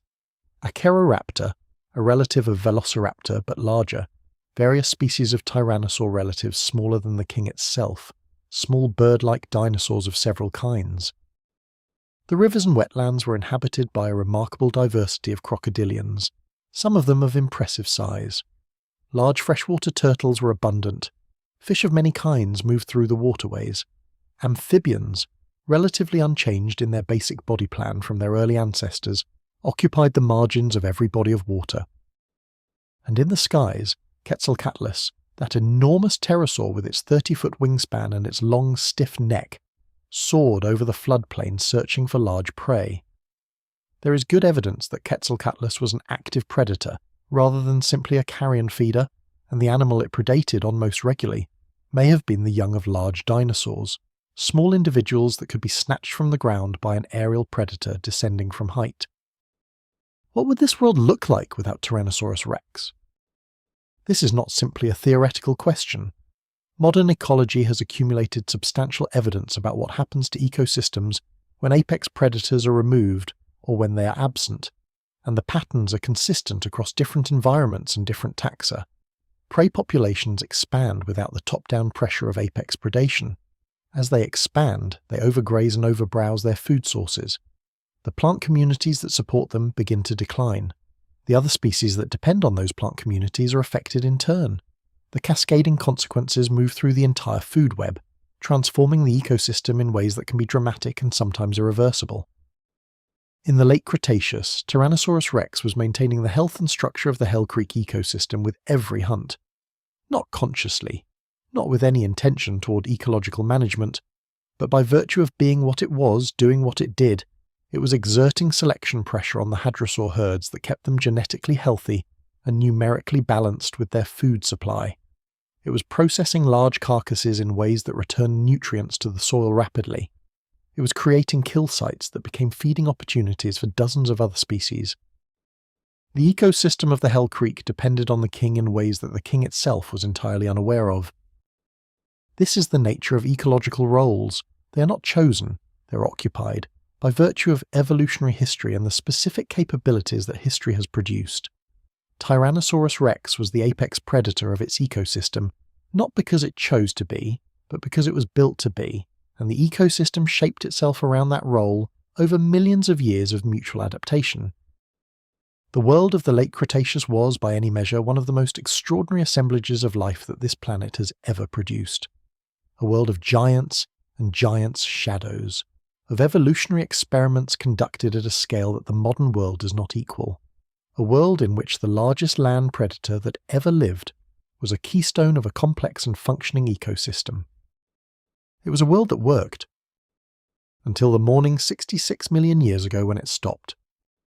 66 million years ago, the Hell Creek world was thriving. There is no ambiguity about this in the fossil record. The late Maastrichtian fauna of Western North America was at or near peak diversity in the final geological moments before the end of the Cretaceous. Tyrannosaurus rex populations were healthy and widespread. Triceratops was abundant, possibly the most common large animal in the ecosystem. The hadrosaur herds were enormous. The plant communities were diverse and productive. The rivers were full of fish and turtles and crocodilians. Everything was as it had been for millions of years, functioning in its deeply worn grooves of ecology and evolution, with the unhurried confidence of systems that have no reason to expect that things will change. This is what makes what happened next so extraordinary to contemplate. Not the catastrophe itself, though the catastrophe was extreme beyond anything in the experience of the living world, but the complete absence of warning, the total normalcy of the day before. Picture it. A morning in late autumn, approximately 66 million years ago, in the floodplain of what will one day become eastern Montana. The temperature is mild, perhaps 15 or 16 degrees Celsius, a cool but not cold morning. A thin mist hangs over the river. The hadrosaur herd is beginning to move out from their overnight resting area toward the feeding grounds to the south. In the forest, 100 meters from the river, a large Triceratops family group moves through the undergrowth with their characteristic slow, deliberate confidence. Overhead, a pair of large pterosaurs circle in the grey morning sky, watching for opportunity. Somewhere in the forest, the king is awake. It is aware of the herd. It is reading the wind. It is perhaps beginning the long, patient approach that will eventually bring it to the edge of the floodplain, close enough to begin assessing targets in the herd. Nothing in the air that morning is different from any other morning. Nothing in the smell of the wind or the sound of the animals or the quality of the light distinguishes this day from the thousands of days before it. The world does not announce its endings, it simply ends. What happened at 66.038 million years ago, as precisely as we can measure it from the geological record, was the impact of an asteroid approximately 10 to 15 kilometers in diameter, with the shallow coastal waters near what is now the tip of the Yucatan Peninsula in Mexico. The Chicxulub impactor, as it is known, struck the Earth at an angle of roughly 60 degrees to the surface, at a velocity of approximately 20 kilometers per second. The energy released by this impact was equivalent to approximately 100 million megatons of TNT. To put that in context, the largest nuclear weapon ever detonated by human beings, the Soviet Tsar Bomba in 1961, had a yield of approximately 50 megatons. The Chicxulub impactor released in a fraction of a second the energy of 2 million Tsar bombers. The immediate effects within the impact zone were total and instantaneous. The shallow limestone and evaporate rocks of the Yucatan were vaporized. The asteroid itself ceased to exist in any solid form. A crater, roughly 180 kilometers in diameter, was blasted into the crust of the Earth. The shock wave moving through the rock triggered earthquakes of a magnitude that no instrument in the modern world has ever recorded, spreading through the planet's crust in all directions at the speed of sound in rock. Across North America, the effects arrived within minutes to hours.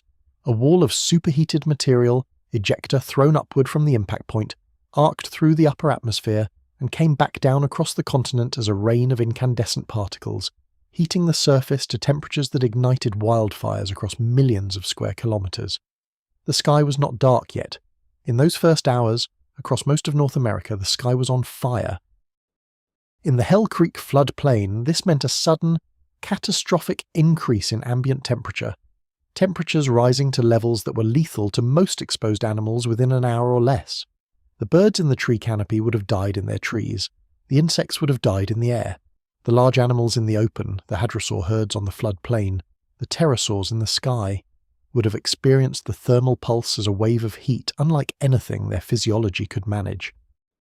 Some animals survived this first pulse, those in the water whose surrounding medium buffered them from the thermal effects, those in burrows or caves where depth provided insulation, some large animals in dense forest where the canopy absorbed some of the radiant energy. But the thermal pulse was only the beginning. Over the following hours and days, the material thrown into the upper atmosphere by the impact began to spread.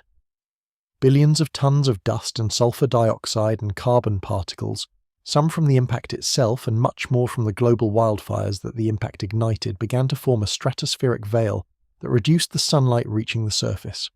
Within days to weeks, global temperatures were dropping, not gradually, precipitously. The models and the geological evidence both suggest a global temperature drop of perhaps 10 to 18 degrees Celsius within months of the impact. This was the killing mechanism for most of what survived the initial thermal pulse, not fire, cold, and darkness. Photosynthesis requires light. When light fails, photosynthesis fails. When photosynthesis fails, the plant communities that form the base of every food web on Earth begin to die. And when the plants die, the animals that eat the plants die. And when the plant-eating animals die, the animals that eat them die. The cascade moves in one direction, from the bottom of the food web upward, and it moves with a speed that evolution cannot answer. The hadrosaur herds of the Hell Creek floodplain did not die all at once. The process took months, perhaps years. The herds, already reduced by the fire and the cold and the disruption of migration patterns, found their food sources failing. The plants were dying or dormant, unable to photosynthesize in the dim, cold light of a sky still thick with particulates. The herds moved, as herds always move when food fails, searching for better ground.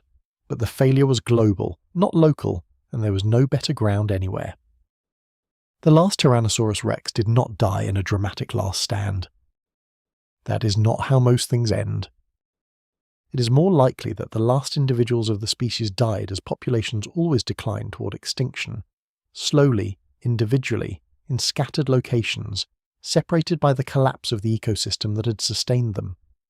Old animals that could no longer find adequate food, young animals born into a world that could not support their growth.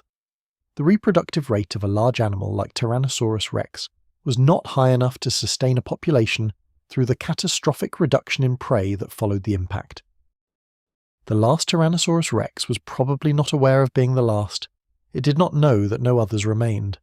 It moved through a world that was failing around it, reading the wind out of habit and finding less and less information in it, and at some point, in some unremarkable place in the failing forest of the latest Cretaceous, it lay down for the last time. The world above it continued its recovery. Slowly, imperceptibly, over thousands and then millions of years, the sky cleared. The plants returned. Life, which does not know how to stop entirely, found ways forward in the surviving organisms that had made it through the bottleneck. Mammals, small and versatile and adapted to darkness and cold, and a diet of seeds and insects and whatever else could be found, began to diversify into the ecological space that the dying world left behind. But that is the next chapter. Here, in the last moment of the Cretaceous, let us simply be present with what was lost. The enormous complexity of the Hell Creek ecosystem, the extraordinary animals that had evolved over millions of years into such remarkable forms, the king of them, the apex of 100 million years of theropod evolution. These things ended, but they did not end without trace. They did not end without consequence. They did not end without leaving something behind in the stone and in the biology of the survivors. The story does not end here, it merely transforms, as stories always do. In 1874, a young man named Arthur Lakes, a teacher at a school in Colorado with an intense and lifelong passion for natural history, found some large bones eroding from a cliff face near Morrison, Colorado. He collected them and sent them to Othniel Charles Marsh at Yale University, and in doing so unknowingly ignited one of the most remarkable and competitive periods in the history of science.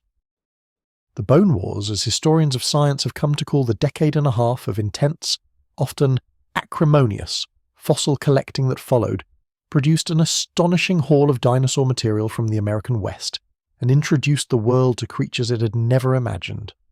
Marsh and his rival Edward Drinker Cope, two of the most gifted and most difficult personalities in 19th century science, drove each other to increasingly ambitious and increasingly reckless fossil collection in their race to name new species and establish scientific priority. It was during this period and in the decades that followed that the systematic exploration of the Hell Creek Formation began. The formation, which outcrops across Montana, Wyoming, North and South Dakota, had been laid down over millions of years of the latest Cretaceous, and it held in the layers of its ancient floodplain sediments the bones of the most extraordinary fauna ever assembled in North America. The great fossil collector Barnum Brown, working for the American Museum of Natural History in New York, collected the first clearly identifiable Tyrannosaurus rex specimens from the Hell Creek of Montana between 1902 and 1908. Brown was one of the most naturally gifted fossil collectors in the history of the field, with an almost uncanny ability to spot the subtle discolorations and exposures in eroded rock that indicated the presence of bone beneath. He collected specimens from Hell Creek that included enough material for a reasonably complete reconstruction of Tyrannosaurus rex, and it was these specimens that Henry Fairfield Osborn, the director of the American Museum, described and named in 1905. The initial reconstructions of Tyrannosaurus rex placed it in an upright posture, standing nearly vertically with its tail dragging on the ground behind it, a posture modelled partly on human anatomy and partly on the example of large living lizards. This posture persisted in museum reconstructions and in popular culture for the better part of a century, becoming the canonical image of the animal, that towering, tail-dragging, arms-dangling icon of prehistoric power. The problem was that it was wrong. In the 1960s and 1970s, a new generation of paleontologists began to look more carefully at the evidence. John Ostrom's work on the small theropod Deinonychus in the late 1960s was transformative for the field as a whole, demonstrating with meticulous anatomical analysis that theropod dinosaurs were active, warm-blooded animals far more similar in their biology to birds than to lizards. Robert Bakker, one of Ostrom's students, extended these arguments into a full-scale rehabilitation of the dinosaurs as active, energetic animals, and the image began to shift. By the 1990s, the transformation was well underway. New biomechanical analysis showed definitively that the tail-dragging upright posture was anatomically impossible for Tyrannosaurus rex, that the joints of the hip and spine and tail did not permit it. The correct posture, with the spine horizontal and the tail extended, was established. The animal was repositioned in museum displays around the world, acquiring in the process a new quality of movement and dynamism that better reflected what the evidence actually said. And then the feathers. The discovery of feathered dinosaurs from the early Cretaceous of China, beginning in the 1990s and accelerating through the 2000s and 2010s, fundamentally changed the understanding of theropod biology. Dozens of species, from small bird-like animals to medium-sized predators, were found preserved with unmistakable impressions of feathered or proto-feathered coverings. The evolutionary position of these feathered theropods within the family tree made it clear that feathers were not a bird innovation but a theropod innovation, present in the lineage long before birds appeared. The question of whether adult Tyrannosaurus rex had feathers is still open. Direct evidence is limited. Several specimens have been found with skin impressions, fragments of the covering that pressed against the surrounding sediment as the animal decomposed, and these impressions show scales rather than feathers, at least in the areas of the body where impressions have been found. But the areas preserved are limited, mostly from the tail and parts of the torso, and it remains possible that other areas of the body, perhaps the head or back or the inner surfaces of the arms, retained feather-like structures that were simply not preserved. The close relatives of Tyrannosaurus rex, animals like Yutyrannus huali from China, which was large enough and closely related enough to be directly relevant, preserve unambiguous evidence of long filamentous feathers covering much of the body. Yutyrannus lived in a cooler climate than Tyrannosaurus rex, which may have made insulation more advantageous, but the presence of feathers in close relatives makes it at least plausible that Tyrannosaurus rex had some degree of feather covering, particularly in juveniles where the higher surface area to volume ratio made insulation more physiologically important. The ongoing debate about lips is one of the more recent and more publicly visible controversies in Tyrannosaurus rex science. For most of the history of dinosaur paleontology, the assumption was that the teeth of large theropods were perpetually exposed, visible even with the mouth closed, in the way that the teeth of a crocodile are visible. This was partly aesthetic, the exposed teeth being more dramatic and immediately intimidating, and partly an absence of evidence one way or the other. A 2023 study in the journal Science challenged this assumption directly. The authors compared the dental anatomy and jaw anatomy of large theropods with those of modern reptiles, both those with exposed teeth like crocodilians and those with tooth-covering lips like monitor lizards. The evidence they assembled from the size of the teeth relative to the jaw bones, from the preservation of tooth enamel in fossils, from the anatomy of the nerve foramina in the jaw bones, all pointed in the same direction. Large theropods, including Tyrannosaurus rex, likely had lips, fleshy coverings over the teeth, giving them a profile more similar to a monitor lizard than to a crocodile. This is not a trivial change in the picture. A lipped Tyrannosaurus rex looks different from the classic image. The jaw is smoother, the profile more closed, the teeth hidden until the mouth opens. Some find this image less dramatic than the classic perpetually snarling monster. Others find it more interesting, more alive, more like an actual animal, and less like a constructed nightmare. The discovery and study of Tyrannosaurus rex has been one of the most sustained and productive enterprises in the history of natural science. Over 120 years of dedicated work, involving thousands of paleontologists, fossil preparators, geologists, biochemists, biomechanists, and evolutionary biologists, has produced a picture of extraordinary richness and detail. And that picture is still being refined, still being expanded, still yielding surprises to researchers who approach it with fresh questions and new tools. But the legacy of Tyrannosaurus rex extends far beyond the scientific literature and the museum collections. It extends into something harder to define and more fundamental to human experience. Why does Tyrannosaurus rex occupy the place it does in human imagination? It is not the largest animal that ever lived. That distinction belongs to the blue whale, which lives today.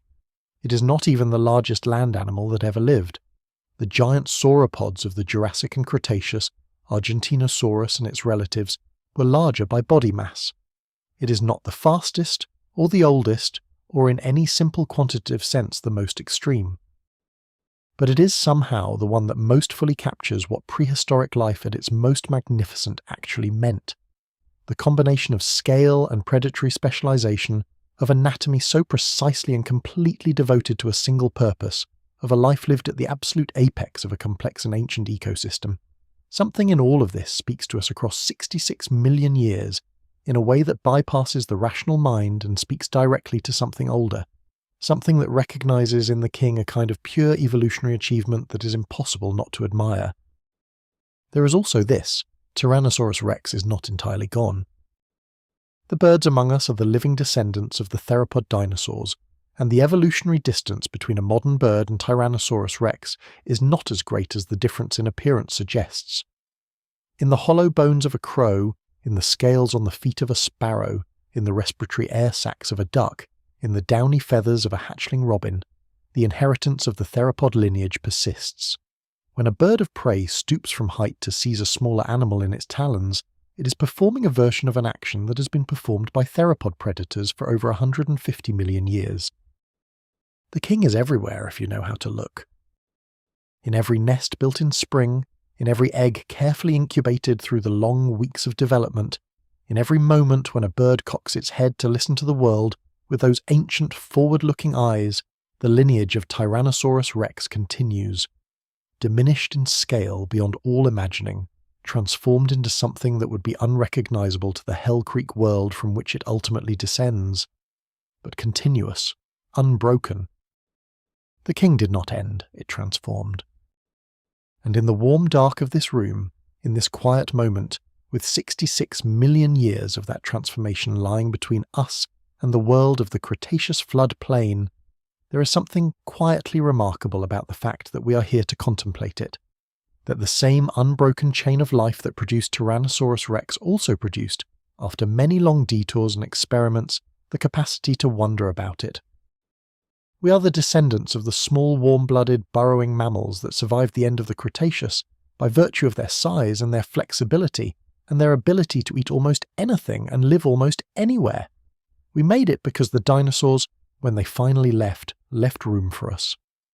And what we have done with that room includes, among other things, the act of digging in the ancient rock of Montana and Wyoming and South Dakota, and finding the bones of the king and sitting with them, year after year, in the growing light of accumulated knowledge. This is, in its way, as extraordinary as anything that happened in the Cretaceous. Let it be with you as you rest now. Let your body be heavy. Let every breath carry you a little further from the waking world and a little closer to the deep, quiet place where the mind finally rests. Imagine yourself lying on the warm ground of a late Cretaceous evening, 66 million years ago, on a slight rise above a slow bend in a wide river. The air is warm. The sky above you is enormous, more stars than you have ever seen, because there is no artificial light for 66 million years in any direction. The Milky Way is a river of cold fire above you, and below you the warm earth holds the heat of the Cretaceous day. In the distance, the deep resonant call of a hadrosaur, low and slow, moving through the warm air like sound through water. The river murmurs to itself over its gravel bed. Somewhere in the dark trees behind you, a bird, one of the small bird-like dinosaurs of the late Cretaceous, calls once and is quiet. The world is ancient and enormous and completely at peace with itself. And somewhere in the dark, far enough away to feel safe, the king is resting too. Its great body settled into the warm ground, its senses still, alert at some level below consciousness, but its enormous effort suspended for the hours until dawn. Even the king rests. Even the apex of 100 million years of evolution needs the dark hours, the quiet, the gradual restoration of everything spent in the long day's work of being alive.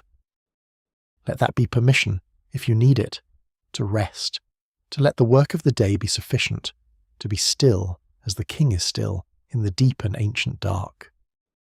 Thank you so much for watching. If you would like to see more videos like this, please consider leaving a like and subscribing to the channel, as it really helps us continue making more content. Anyways, see you in the next one. And before you sleep, one question to carry into your dreams.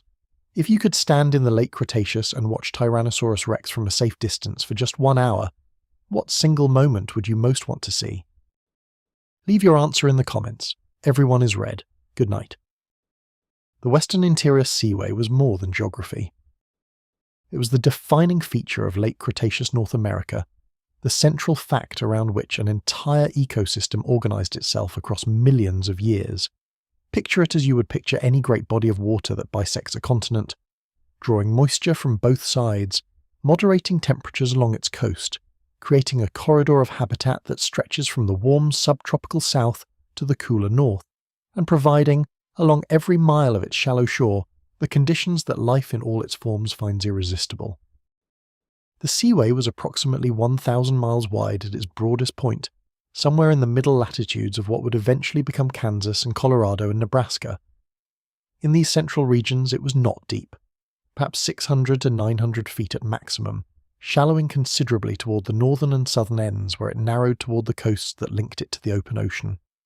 The bottom was muddy in the deepest regions, sand and gravel in the shallower ones, and alive with an extraordinary community of organisms that we know in remarkable detail from the fossils preserved in the chalky sediments of the central Great Plains. The mosasaurs were the apex predators of this inland sea. These were not dinosaurs, though they lived alongside them.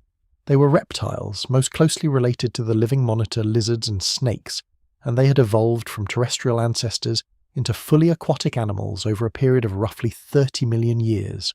By the late Cretaceous, they ranged in size from relatively modest animals a few meters long to genuine sea monsters, Tylosaurus and Mosasaurus reaching lengths of over 40 feet, with skulls designed for biting through almost anything the sea could offer. The mosasaur skull was flexible in a way that the skulls of most animals are not. The lower jaw had an additional joint in the middle, allowing it to flex outward as the animal swallowed large prey, a mechanism similar to the jaw flexibility of snakes. The teeth were conical and recurved, designed to grip rather than cut, perfect for holding struggling fish and squid and smaller mosasaurs, and they were fast, propelled through the water by powerful lateral undulations of the entire body and a broad laterally flattened tail. They would have been terrifying to encounter from below, looking up at the surface of the seaway as the shadow of a large Tylosaurus drifted overhead, blotting out the filtered sunlight with its enormous length. The play of light through shallow water falling on that long, sinuous body, the slow sweep of the great tail, the eyes that found everything and missed nothing. Above the surface, the sky over the seaway was busy. Pterosaurs that specialized in ocean fishing were abundant, ranging from the relatively small pteranodon, with its distinctive backward-pointing crest and 12-foot wingspan, to the enormous Quetzalcoatlus of the late period.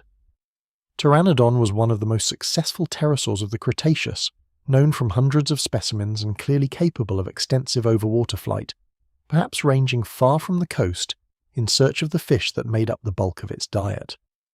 Modern comparisons with large seabirds suggest it could glide for enormous distances on the thermal currents that rise from any large warm body of water, spending days over the open sea before returning to coastal rookeries to breed. The fish of the seaway were diverse and often large. Xiphactinus, a bony fish that could reach lengths of nearly 20 feet, was one of the largest bony fish of any geological period. We know a great deal about Xiphactinus because some specimens have been found with the contents of their last meal still preserved inside them, smaller fish swallowed whole, sometimes preserved in the act of being digested. The stomach contents tell us about the food web of the seaway, with an immediacy that no other evidence can match. This fish ate that fish, at this moment in time, in this exact place on the ancient seafloor. The seaway was also home to an extraordinary diversity of invertebrates. Ammonites, those shelled cephalopods whose spiraling shells are found in marine deposits around the world, were abundant and diverse. Belemnites, squid-like animals whose internal shells are among the most common fossils in chalk deposits, filled the water column in their millions. Large bivalves, including the bizarre nosramids whose shells could reach several feet across, lay in dense beds on the sea floor, and the rudest corals, reef-building organisms more distantly related to modern corals, built extensive reef structures in the warmer southern portions of the seaway. This underwater world, with its mosasaurs and plesiosaurs and enormous fish and diverse invertebrates, was entirely separate from the world of the hadrosaurs and the triceratops and the king on the land. Yet they were connected, as all things are connected in a functioning biosphere. The rivers that drained from the western mountains carried organic material from the land into the seaway, fertilizing the coastal waters. The seaway's moderating influence on climate shaped the rainfall patterns that watered the forests where the hadrosaurs fed. The coastline, where freshwater met salt, was a nursery for both marine and freshwater species, a transitional zone of extraordinary productivity. Everything touched everything else, the world was whole.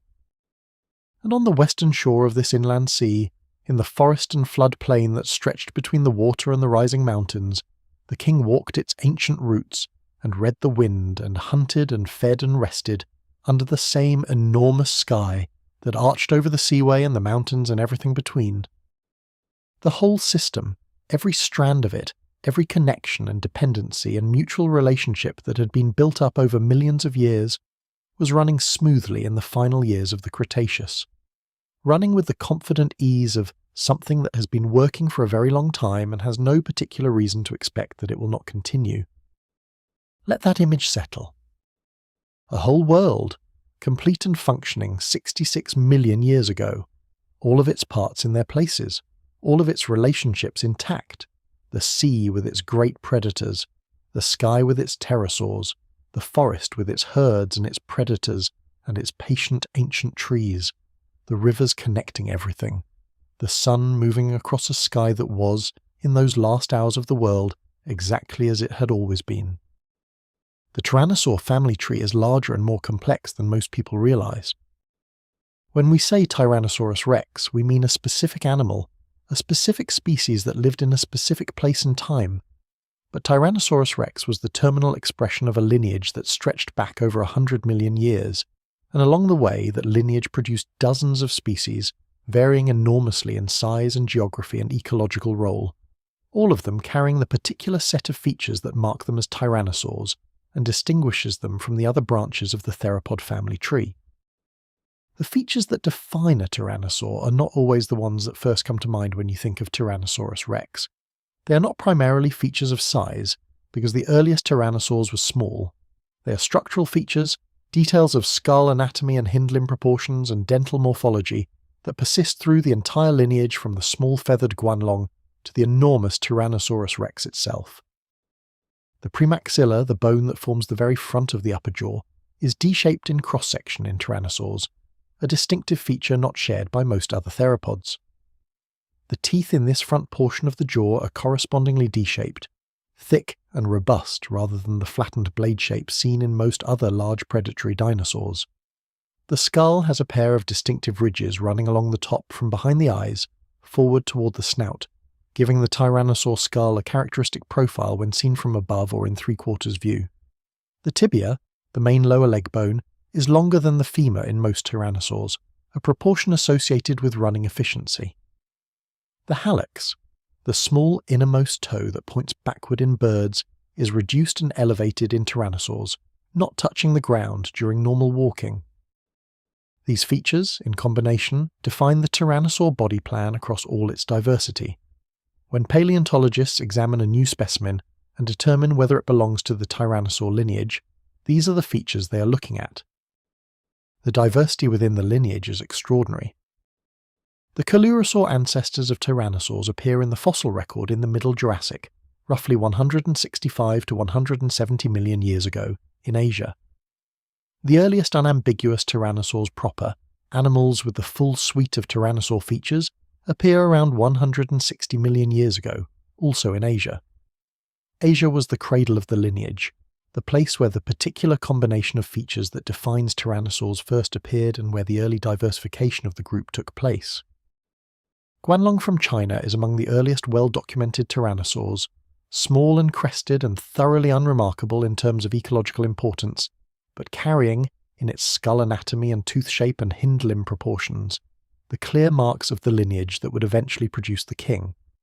Proceratosaurus from England, Calescus from Russia, and a growing number of other early forms from Asia and Europe tell us that by the middle of the Jurassic, the tyrannosaur lineage was already present across the northern land masses, distributed by whatever land connections existed at the time. The early Cretaceous saw an important transition. The tyrannosaur body plan was beginning to scale up. Animals like Yatyrannus from England and Dilong from China, while still relatively small by later standards, were larger and more robustly built than their Jurassic predecessors. The teeth were becoming thicker and more powerful. The skull was deepening. The jaw muscles were expanding. The basic architecture of the Tyrannosaur predatory toolkit was being assembled, feature by feature, across tens of millions of years. A critical evolutionary transition took place at some point in the mid-Cretaceous, probably in Asia, where the Tyrannosaur lineage crossed a size threshold that changed its ecological role fundamentally. Below a certain size, tyrannosaurs were simply medium-sized theropods competing with many other medium-sized theropods for similar prey. Above a certain size, they entered a different ecological realm entirely, one where the only other occupants were animals that had already scaled up to similar dimensions through different evolutionary routes. The large Carcharodontosaurids, giant theropods that dominated the apex predator role in many ecosystems during the early and mid-Cretaceous, were the primary competition. Animals like Carcharodontosaurus from North Africa and Giganotosaurus from South America, both potentially larger than Tyrannosaurus rex in linear dimensions if not in mass, occupied the apex predator niche in the ecosystems where they lived.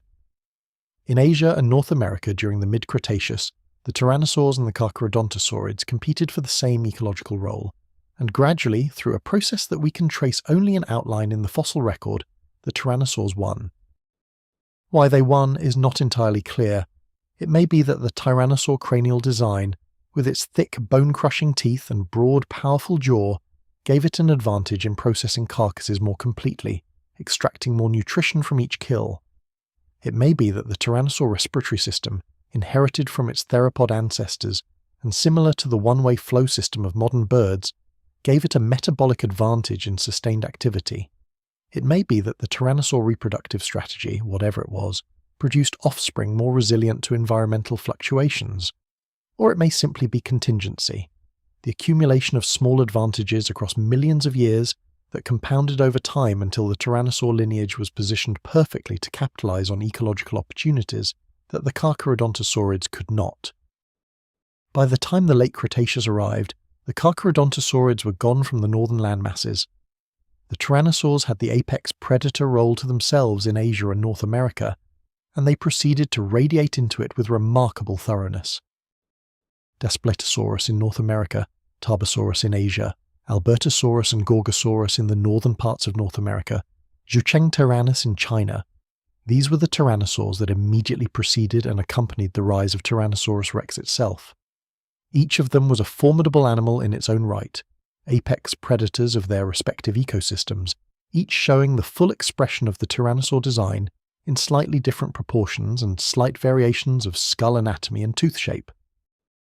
Tyrannosaurus rex was the last of them, the largest, the most completely developed expression of everything the lineage had been working toward for over 100 million years. It is worth pausing over this fact because it is easy to take it for granted. The history of life on Earth is largely a history of lineages that flourished for a time and then went extinct, leaving no descendants, or leaving descendants that diverge dramatically from the ancestral form.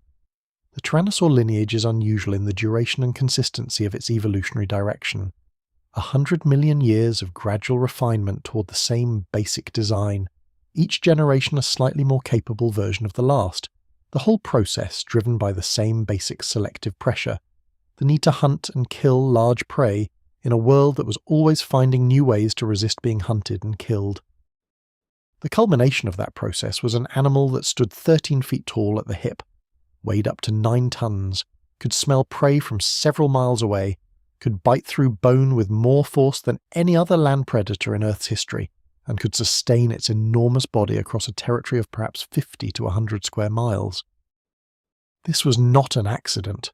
This was 100 million years of work. The world that Tyrannosaurus rex inhabited was not the world that you inhabit. Not only because the physical geography was different, not only because the plants and animals were unlike anything in the modern world, but because the sensory experience of being a Tyrannosaurus rex, the immediate moment-by-moment experience of the world as that animal received it through its senses, was fundamentally different from the sensory experience of being a human being. We are visual animals, primarily. Our eyes face forward, our colour vision is acute. We process the world primarily through the information that light brings us. Our hearing is good but not exceptional. Our sense of smell, by the standards of most other mammals and certainly by the standards of most other vertebrates, is poor. Tyrannosaurus rex experienced a different hierarchy of senses. Smell first, always smell first. The olfactory system of Tyrannosaurus rex was, as we have already discussed, extremely well developed. The olfactory bulbs of the brain were large, and the nasal passages that fed them were complex, with a large surface area of sensory tissue. The information that this system provided was not simple. It was not merely the detection of a smell, the binary awareness of a sense presence or absence.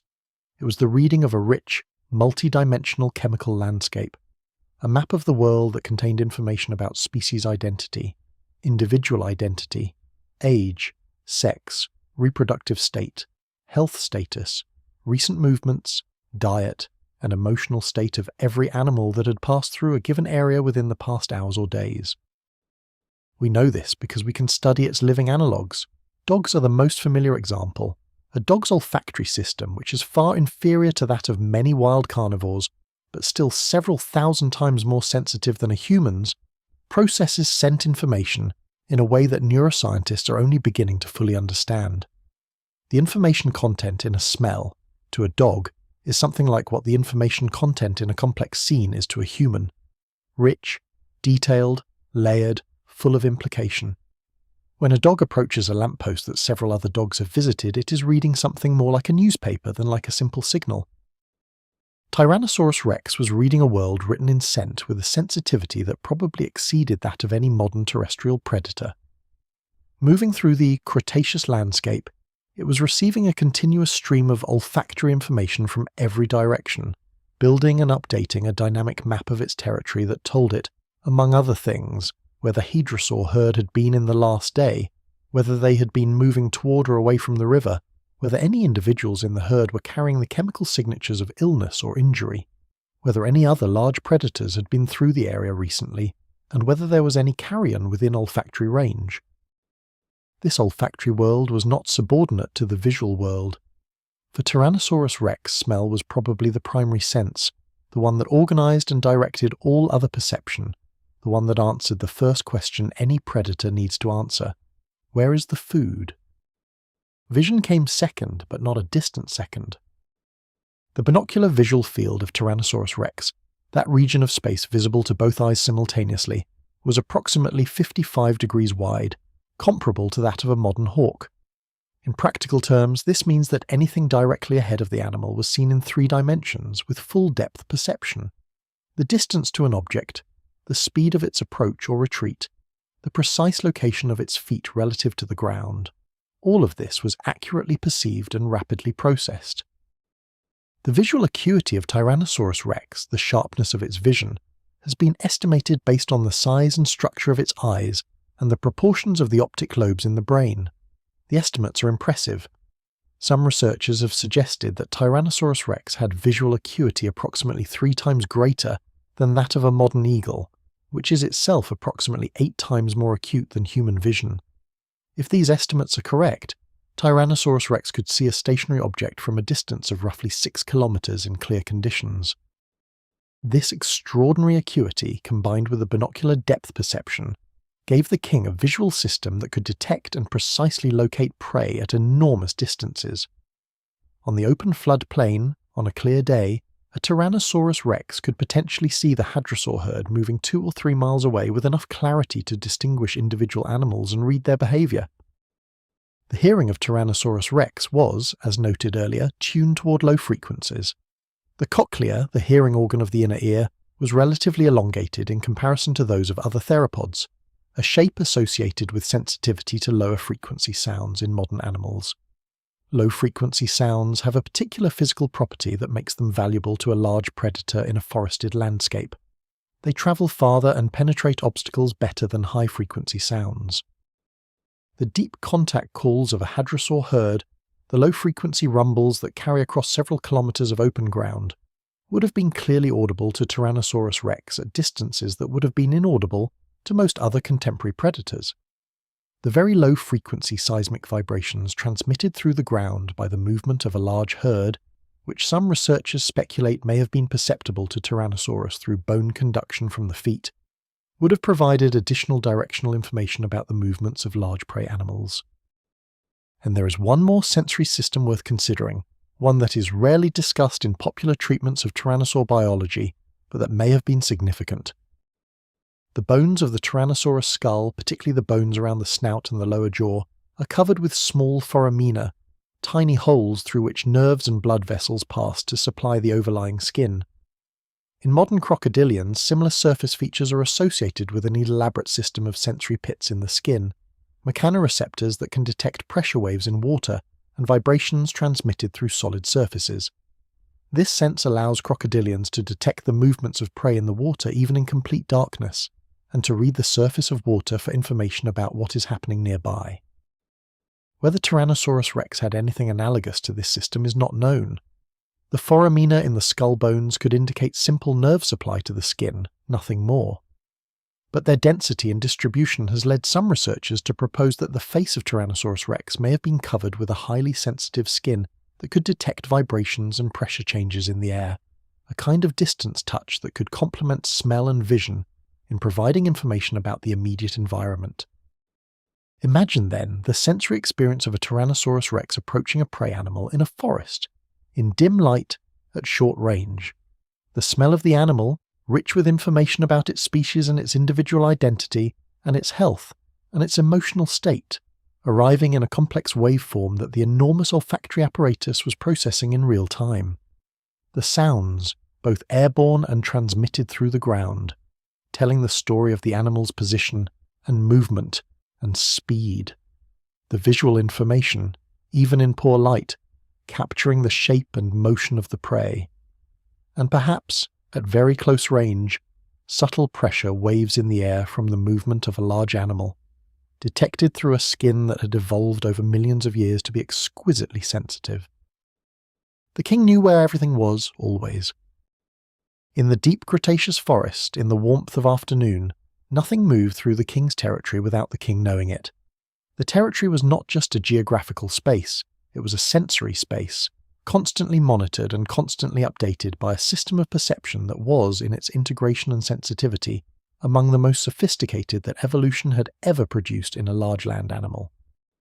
The world as Tyrannosaurus rex knew it was immensely richer than the world as we know it. Fuller, more immediate, more detailed, more present. The information was everywhere and constant and precisely interpretable. We walk through a shadow of that world. A Tyrannosaurus rex that survived to adulthood had done something remarkable.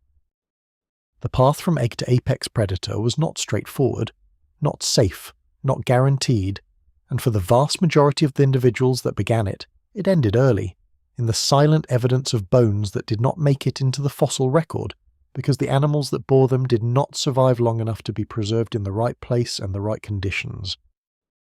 We do not know with certainty what Tyrannosaurus rex eggs looked like. No eggs have been positively identified as belonging to Tyrannosaurus rex, though the discovery of large theropod eggs at various sites in western North America leaves open the possibility that some of those eggs were tyrannosaurid. Based on the eggs of related theropods, including large oviraptorosaurs whose nesting behaviour we understand reasonably well, Tyrannosaurus rex eggs were probably elongated and somewhat elongate oval in shape, with a hard but somewhat flexible shell, laid in clutches of perhaps 10 to 20 in a nest scrape in well-drained, reasonably warm ground. Whether Tyrannosaurus rex brooded its eggs, sitting on or near the nest as a modern bird does, or simply laid them and provided some degree of oversight without direct incubation, is unknown.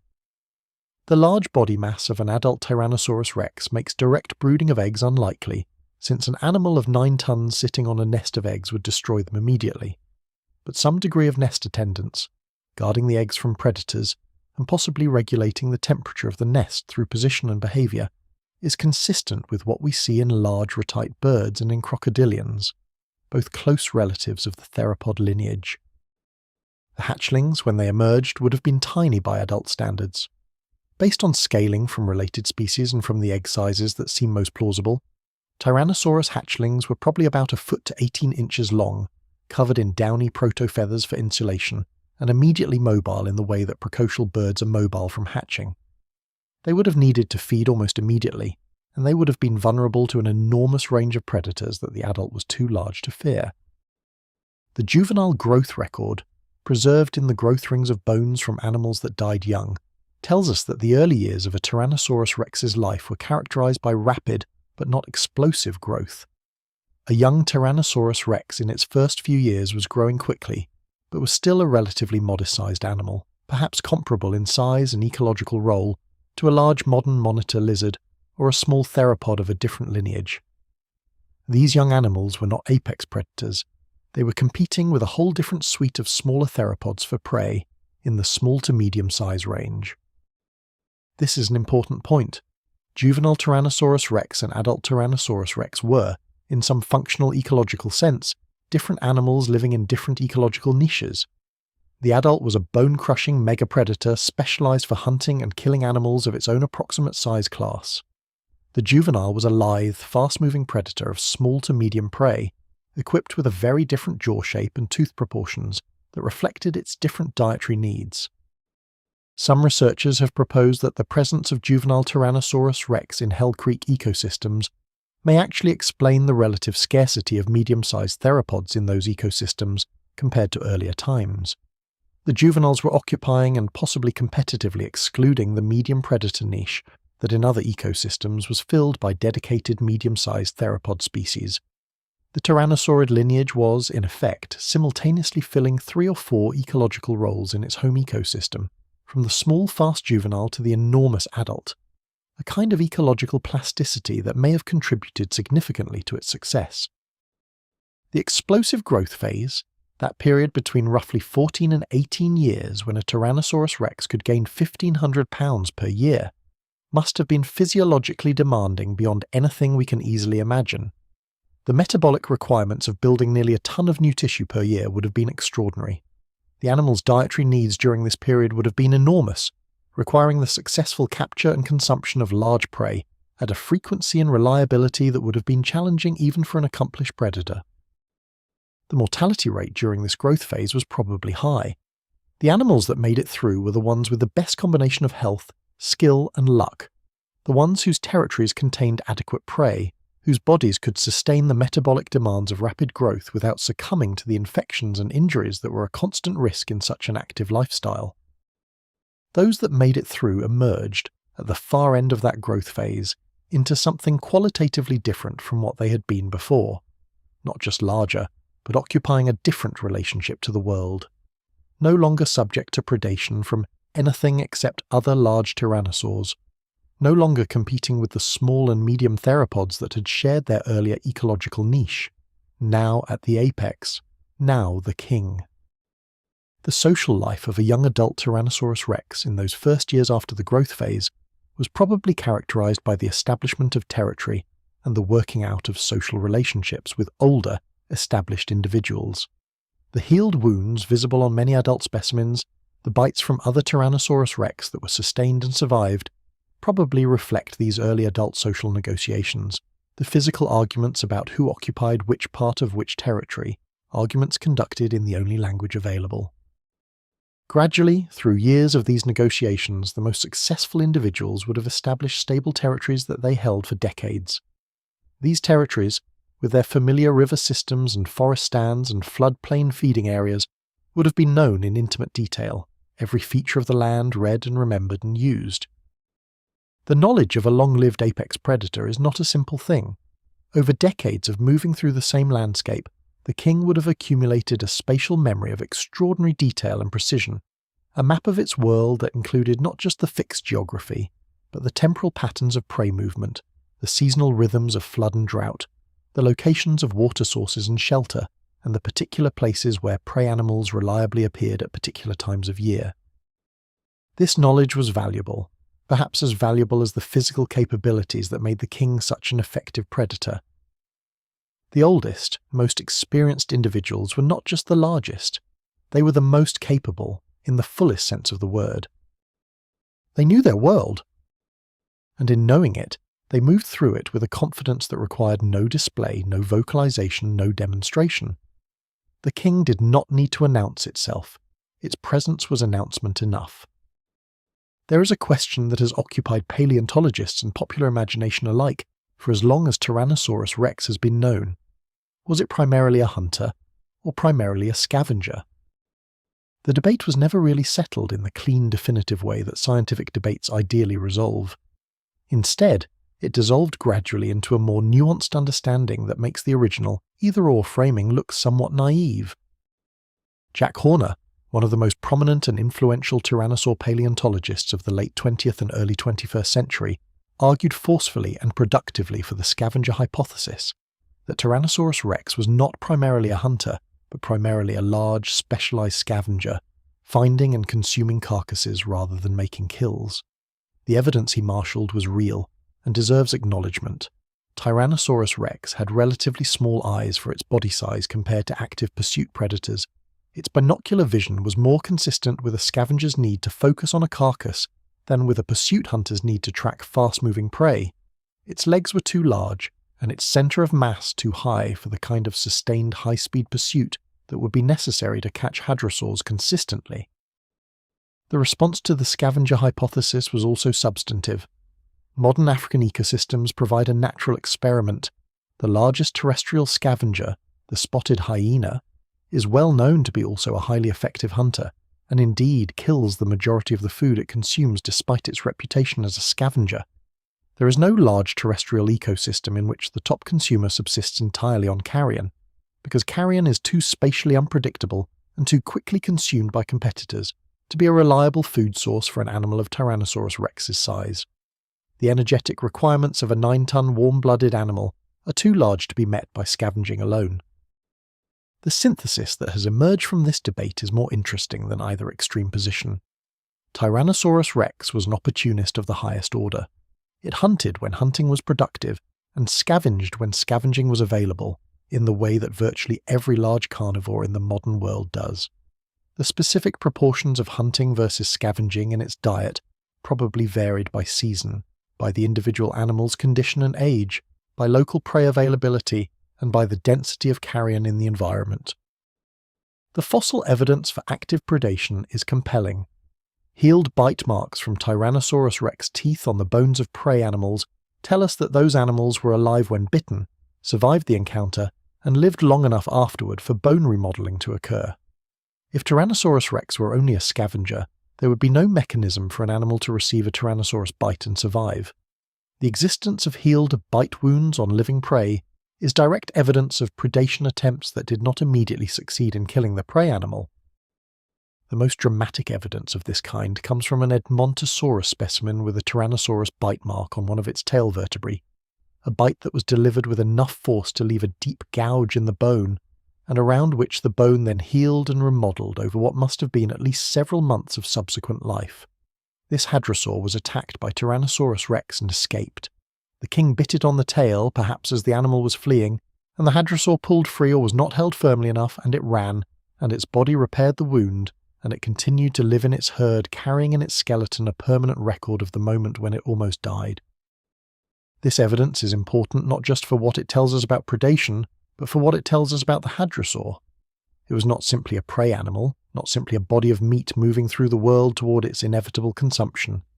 It was an individual with a history, a body that had been damaged and healed, a memory presumably of the event that damaged it, a subsequent behaviour, quite possibly, that reflected that memory. The ecological interaction between Tyrannosaurus rex and its prey was not a simple relationship between predator and prey item. It was a complex co-evolutionary arms race conducted over millions of years, and expressed in the specific adaptations of both parties. The hadrosaur herds that moved in such enormous aggregations were doing so partly because of Tyrannosaurus. The Triceratops that carried those enormous horns was carrying them partly because of Tyrannosaurus. The Ankylosaurus with its tail club was swinging that club partly because of Tyrannosaurus. And Tyrannosaurus rex itself, with its bone-crushing jaws and its acute olfactory system, and its binocular vision, and its particular hunting strategies, was the way it was partly because of the hadrosaurs and the Triceratops and the Ankylosaurus that had been challenging and shaping the Tyrannosaur lineage for tens of millions of years. Predator and prey shaped each other, created each other, in the only sense that evolutionary biology recognizes. The king was not simply the product of its own evolutionary history, it was also the product of its prey. This is one of the most profound insights that ecology offers. No species is an island. Every species is what it is partly because of the specific community of other species it evolved alongside. The king was the king partly because the Hell Creek ecosystem had spent millions of years producing prey animals capable of resisting predation, and the king had spent those same millions of years producing the capability to overcome that resistance. Remove either party and you change both. Remove the hadrosaurs and the selective pressure that maintain the king's jaw strength and olfactory sensitivity diminishes.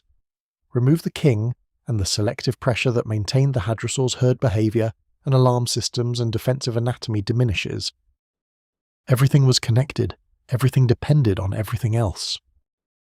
The ecology of the hunt was, in the deepest sense, an ecology of mutual creation, and it was running beautifully, and it had been running for millions of years, and it would have continued to run for millions more if not for the day the sky changed. But that day came. and the running stopped. The Hell Creek Formation is a long, exposed series of sedimentary rocks stretching across the Badlands of Montana and the Dakotas, and it is one of the most productive dinosaur fossil sites in the world. The Badlands are beautiful in a way that requires adjustment. The landscape is not immediately welcoming. The colours are wrong by normal standards, dusty greys and ochres and rust reds, with very little green except along the creek beds where moisture gathers. The ground is constantly eroding, cut by seasonal rainwater into elaborate shapes of butte and gully and exposed cliff face. The geology laid open like the pages of an enormous and ancient book. In summer the heat is fierce and the rattlesnakes are alert and the wind carries the particular dry smell of ancient rock newly exposed to air. But for a paleontologist it is paradise. The reason the Badlands are so productive for fossil discovery is the same reason they are so harsh and eroded. The rock is soft and it weathers quickly, and when it weathers it exposes the bones and shells and plant material that it has been protecting for 66 million years. Every year a few more inches of rock erode away. Every year a few more specimens emerge from the matrix and begin the process of being exposed by weather that will, if no one finds them first, eventually destroy them entirely. Finding a Tyrannosaurus rex specimen begins with walking slowly, methodically across the eroded terrain, looking at every exposed rock surface for the distinctive colour and texture of fossil bone. Fossil bone is different from the surrounding rock, darker usually, with a distinctive surface texture that an experienced eye learns to recognise even at a distance. The density of bone, which is higher than the density of most sedimentary rock, means that bone tends to weather out slightly proud of the surrounding matrix, a subtle but readable topographic signal. Most of what you find walking the Hell Creek Badlands is not Tyrannosaurus rex.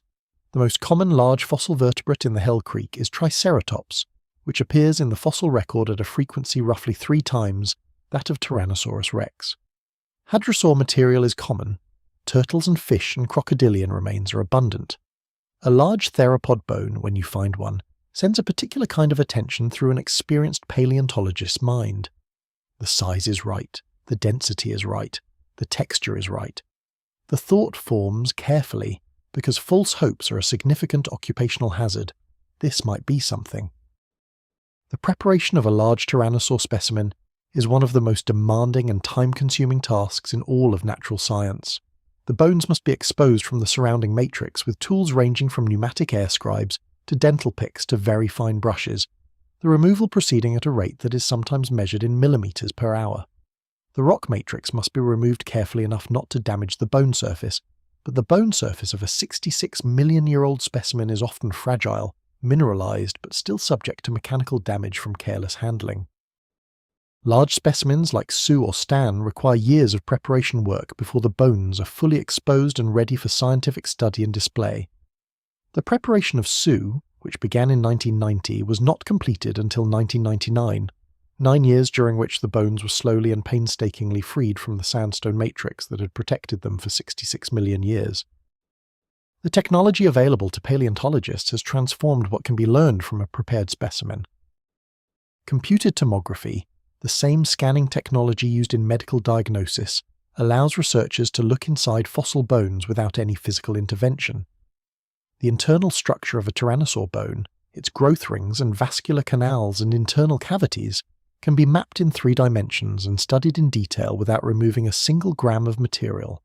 CT scans of Tyrannosaurus rex skulls have revealed the internal anatomy of the brain cavity in extraordinary detail, allowing the reconstruction of brain structure and the inference of cognitive capabilities that earlier generations of paleontologists could not have dreamed of accessing. Scanning electron microscopy allows the examination of fossil surfaces at magnifications that reveal details invisible to the naked eye. The fine structure of the tooth enamel, the precise geometry of the serrations on each tooth, the surface texture of preserved skin scales. All of these are accessible to the scanning electron microscope in ways that reveal biological information at the microstructural level. Mass spectrometry and protein sequencing techniques have allowed the extraction of molecular information from fossil bone, as in the work of Mary Schweitzer and her collaborators. These techniques are still developing, and their results are still, in some cases, contested, but the trajectory is clear. The molecular record preserved in fossil bone, partial and degraded as it is contains information about the biology of extinct animals that no morphological analysis can provide. Finite element analysis, a computational technique borrowed from engineering, allows researchers to model the mechanical behavior of fossil bones under different loading conditions. By applying this technique to Tyrannosaurus rex skull and jaw bones, researchers have been able to calculate the stresses and strains that different bite force levels would have produced, confirming and refining the estimates of bite force that more traditional methods had produced, and revealing details about how the skull functioned during feeding that would be invisible from simple inspection. Three-dimensional photogrammetry allows the rapid and precise capture of the geometry of fossil surfaces, producing digital models of bones that can be measured, compared, and analysed computationally without requiring repeated handling of the fragile originals. Collections of such digital models are accumulating rapidly, allowing researchers to compare specimens from different institutions and different locations in ways that were previously impractical. The result of all this technological progress is that the information that can be extracted from a Tyrannosaurus rex fossil today is vastly greater than the information that could be extracted from the same fossil 30 years ago, and the gap between what can be extracted today and what will be extractable 30 years from now is likely at least as large. The bones are still giving up their secrets, and the people who seek those secrets, working in the field under Montana summer skies and in the laboratory under fluorescent lights, are among the most patient and methodical and dedicated practitioners of the scientific enterprise. They do not rush. They cannot rush. The work requires the same kind of patience that the king itself displayed in the long, careful approach to a prey animal. Methodical, unhurried, committed to doing it right because doing it wrong means losing something irreplaceable. Every bone that comes out of the ground in the Hell Creek Badlands is 66 million years old and carries information that exists nowhere else in the universe. The responsibility of that fact weighs on every careful hand that holds a dental pick and works at the ancient stone. They are in their way in conversation with the king, listening to what it is still trying to tell us about itself. The richness of the Hell Creek ecosystem did not happen overnight. The late Maastrichtian, the final stage of the Cretaceous, was itself the product of tens of millions of years of evolutionary history, of species arriving and diversifying and interacting and driving each other to new adaptations, in a process that was, by its nature, continuous and ongoing and never quite finished. To stand in the late Cretaceous and see only the large dramatic animals is to see the headline without reading the story. The headline is Tyrannosaurus and Triceratops and the hadrosaur herds.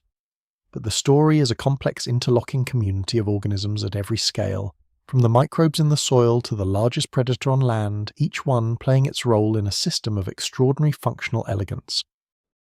Consider the soil. The soils of the Hell Creek floodplain were alive in ways that the fossil record can only hint at. Decomposing organic matter, the fallen leaves and dead wood and carcasses of animals, was being processed by communities of fungi and bacteria that recycled its nutrients back into forms that plants could use. Earthworms and other soil invertebrates were mixing and aerating the soil, improving its structure and its capacity to support plant growth. Root systems from dozens of plant species were penetrating to different depths, drawing up water and minerals from different layers of the soil and releasing them at the surface through the processes of growth and decay. The fungi were particularly important. The mycorrhizal associations between fungi and plant roots, in which the fungal network extends the effective root system of a plant by orders of magnitude in exchange for a share of the sugars produced by photosynthesis, were probably already well established in the Hell Creek forests. These associations are ancient, dating back to the first colonization of land by plants, and they fundamentally change the capacity of plants to access nutrients in poor soils. The forest of the late Cretaceous was not just the trees you could see. It was also the vast underground network of fungal connections between those trees, a communication and resource-sharing system that operated in total darkness beneath the forest floor. This underground network was doing work that kept the trees alive, and the trees kept the hadrosaurs fed, and the hadrosaurs kept the king fed, and the king kept the hadrosaurs healthy through predation pressure. Every link in the chain depended on every other link. The rivers that crossed the floodplain were themselves complex ecosystems. The fish communities of these rivers were not simple.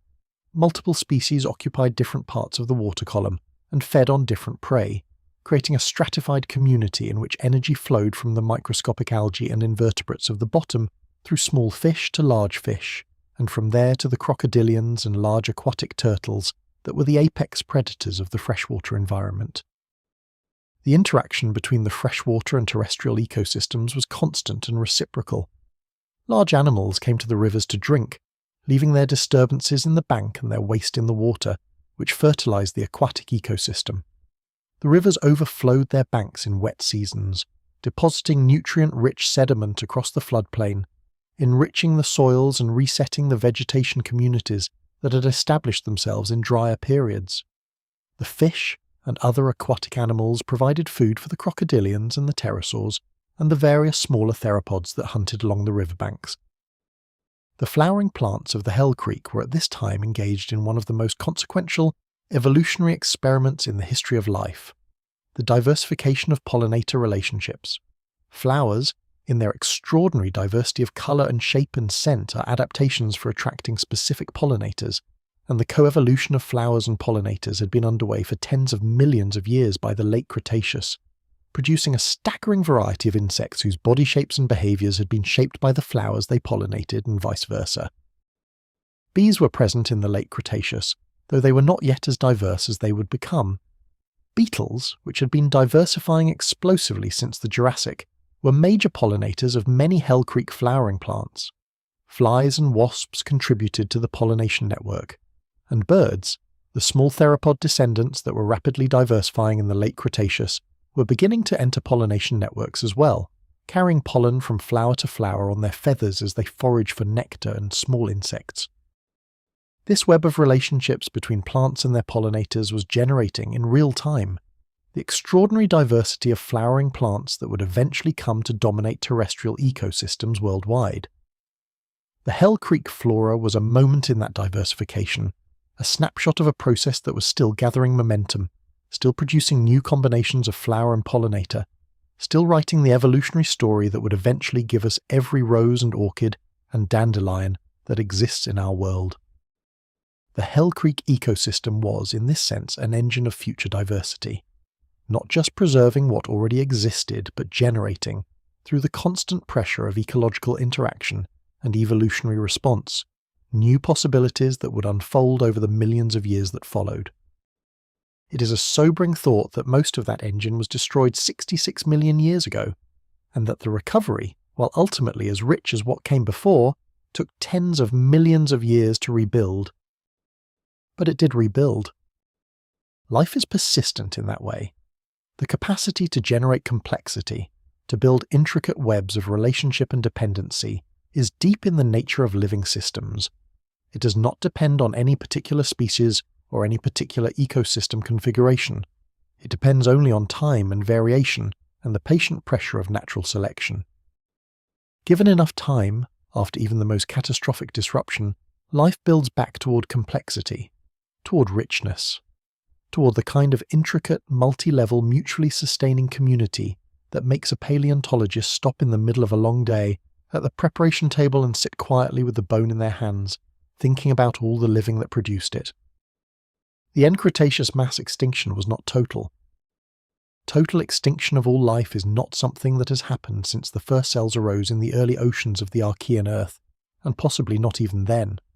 Life, once established, has an extraordinary capacity to persist through catastrophe by virtue of its diversity, its adaptability, and the simple statistical fact that when you have enough species in enough different habitats, with enough different ecological strategies, some of them will make it through almost anything.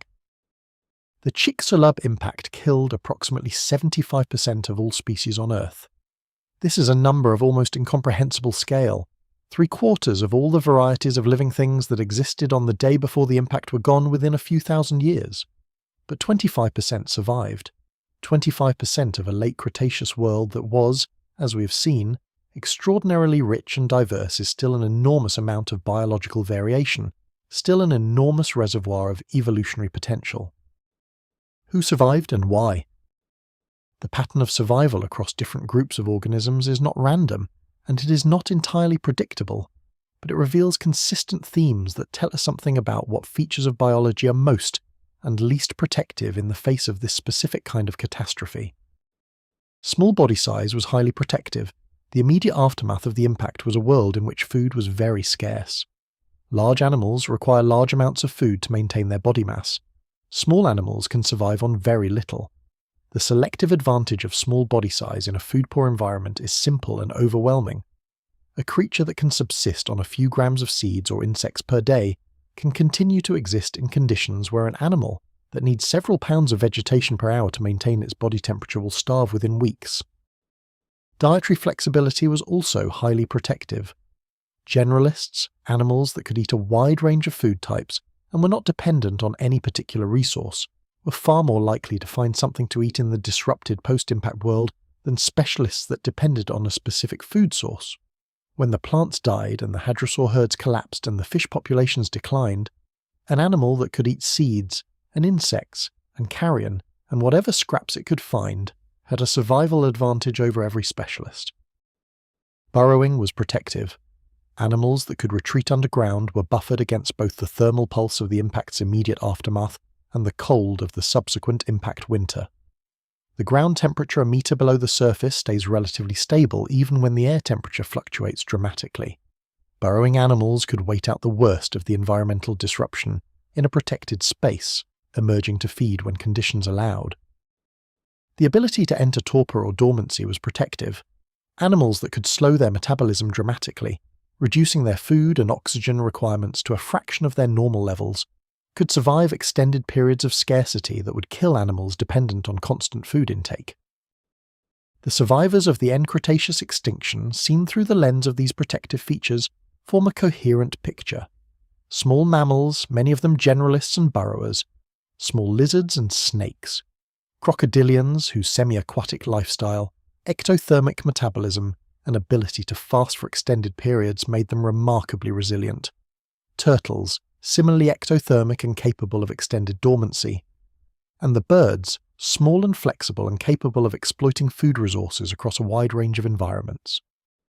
The mammals that survived were not impressive animals by the standards of the late Cretaceous. They were small, mostly insectivorous or omnivorous, nocturnal or at least crepuscular to avoid the large active predators that the Mesozoic had been full of. They had been living in the margins of the dinosaur world for 150 million years, keeping their heads down, being small and quick and flexible, perfecting the art of surviving in the cracks of an ecosystem designed around large reptiles. When the large reptiles died, those marginal animals found themselves in a world with no competition for the ecological roles that the dinosaurs had left vacant. And they did what life always does when ecological space opens up. They diversified, rapidly, enthusiastically, experimentally, filling every available niche with new forms, new sizes, new ecological strategies. Within 10 million years of the extinction, mammals had evolved into the approximate ecological positions occupied by large herbivores, large predators, marine predators, aerial insectivores, burrowing seed-eaters, tree-dwelling frugivores, and dozens of other roles that had been occupied by non-mammalian animals in the Cretaceous world. The radiation was explosive by evolutionary standards, driven by the open ecological space and by the fundamental flexibility of the mammalian body plan that had been refined over 150 million years of evolutionary pressure. We are the inheritors of this radiation. Every mammal alive today, from the blue whale to the shrew to the bat to the human being, descends from the small, marginal, surviving mammals of the post-Cretaceous world. Our entire lineage owes its existence to the catastrophe that ended the reign of the king. There is something strange and moving about this. The death of Tyrannosaurus rex, the end of the most spectacular reign in the history of land animals, created the conditions for our existence. Without the extinction, without the clearing of ecological space, without the removal of the competitive dominance that dinosaurs had exercised over mammals for 150 million years, the tiny shrew-like creatures that were our ancestors might have remained tiny and shrew-like for another 150 million years. We are here because the king died. The king died so that we could live. Not consciously, not with any intention or awareness of what its passing meant. The king died the way all things die, simply, locally, individually, without knowledge of what would follow. But the consequence of that death accumulated across millions of years of subsequent evolution, led eventually to a species that could dig the king's bones from the rock where they had rested for 66 million years and hold them in its hands and say, "This is what you were, and this is what you meant, and this is how you fit into the story of life on Earth." The king would not have understood this, but perhaps it does not need to. The understanding is ours, the inheritance is ours, and the obligation that comes with understanding and inheritance, the obligation to pay attention, to take seriously the extraordinary thing that life is and the extraordinary world that produced it, that obligation is ours as well. And so we arrive, as all stories must, at the place where telling becomes silence. You have travelled, over the course of this long night, to a world that is 66 million years gone. You have walked the late Cretaceous floodplains in your imagination, smelled the rich, heavy air of that ancient world, watched the hadrosaur herds move through morning mist, seen the pterosaurs wheel over the shallow inland sea. You have looked, as carefully as our current knowledge allows, at the most extraordinary predator that ever walked on land, considered what it was and how it came to be and what it meant to the world that contained it. You have held in your mind's eye the bones that speak of all this, the enormous skull with its banana-shaped teeth, the great femur longer than a man is tall, the tiny arms that puzzled scientists for a century and may puzzle them for another, the growth rings that record a life of 30 years of ferocious, careful, endlessly informed engagement with the world. You have considered the science, the field workers in the Badlands under the Montana sun, the preparation technicians with their dental picks and their pneumatic scribes, the biochemists and the biomechanists and the evolutionary biologists, all of them in their different ways in conversation with an animal that died 66 million years ago and is still, somehow, still speaking. And you have considered the larger story, the 165 million years that led to the king, and the 66 million years that have passed since the king ended, and the fact that we are here, in this room, in this quiet, descended from the survivors of the catastrophe that took the king, thinking about all of this in the dark. Let all of that settle now. Let it be background, as the Cretaceous itself is background, enormous and ancient and present in a way that the rational mind cannot fully hold, but the dreaming mind can carry easily. You are safe. You are warm. The world outside is as it always is, full of its own complexity and its own ongoing story. But for now, in this room, in this dark, you can rest. Imagine the stars over the late Cretaceous, the same stars largely, though moved from where they were in Earth's sky by 66 million years of stellar drift. The same Milky Way, that river of light that has been arching over every night that has ever fallen on this world since before the dinosaurs, before the first complex animals, before the first photosynthetic organisms that built the oxygen we breathe. The light of those stars took years, some of them thousands of years, to reach the eyes of a Tyrannosaurus rex standing on a floodplain in what would one day become Montana. That same light continued travelling after the dinosaurs died, continued travelling while the mammals diversified and the continents drifted, and the climate shifted and the ice ages came and went, and our ancestors climbed down from trees and stood upright, and began the long, strange, extraordinary project of becoming human. Some of that light is still travelling, moving through empty space at the speed that light always moves, covering 1 billion miles every hour and a half, carrying in its photons the ancient image of a Cretaceous night sky over a world that no longer exists. The universe does not forget. Everything that happened, happened. The king lived. 66 million years of flooding rivers and seasonal floods and volcanic ash and microbes consuming the organic matter that was all that remained of the most extraordinary predator in the history of life cannot unmake what was, cannot make it as though it never was. The king lived, and the record of its living is written in stone and in DNA, and in the hollow bones of every bird that has ever sung its morning song anywhere in the world. Let this be restful, not alarming.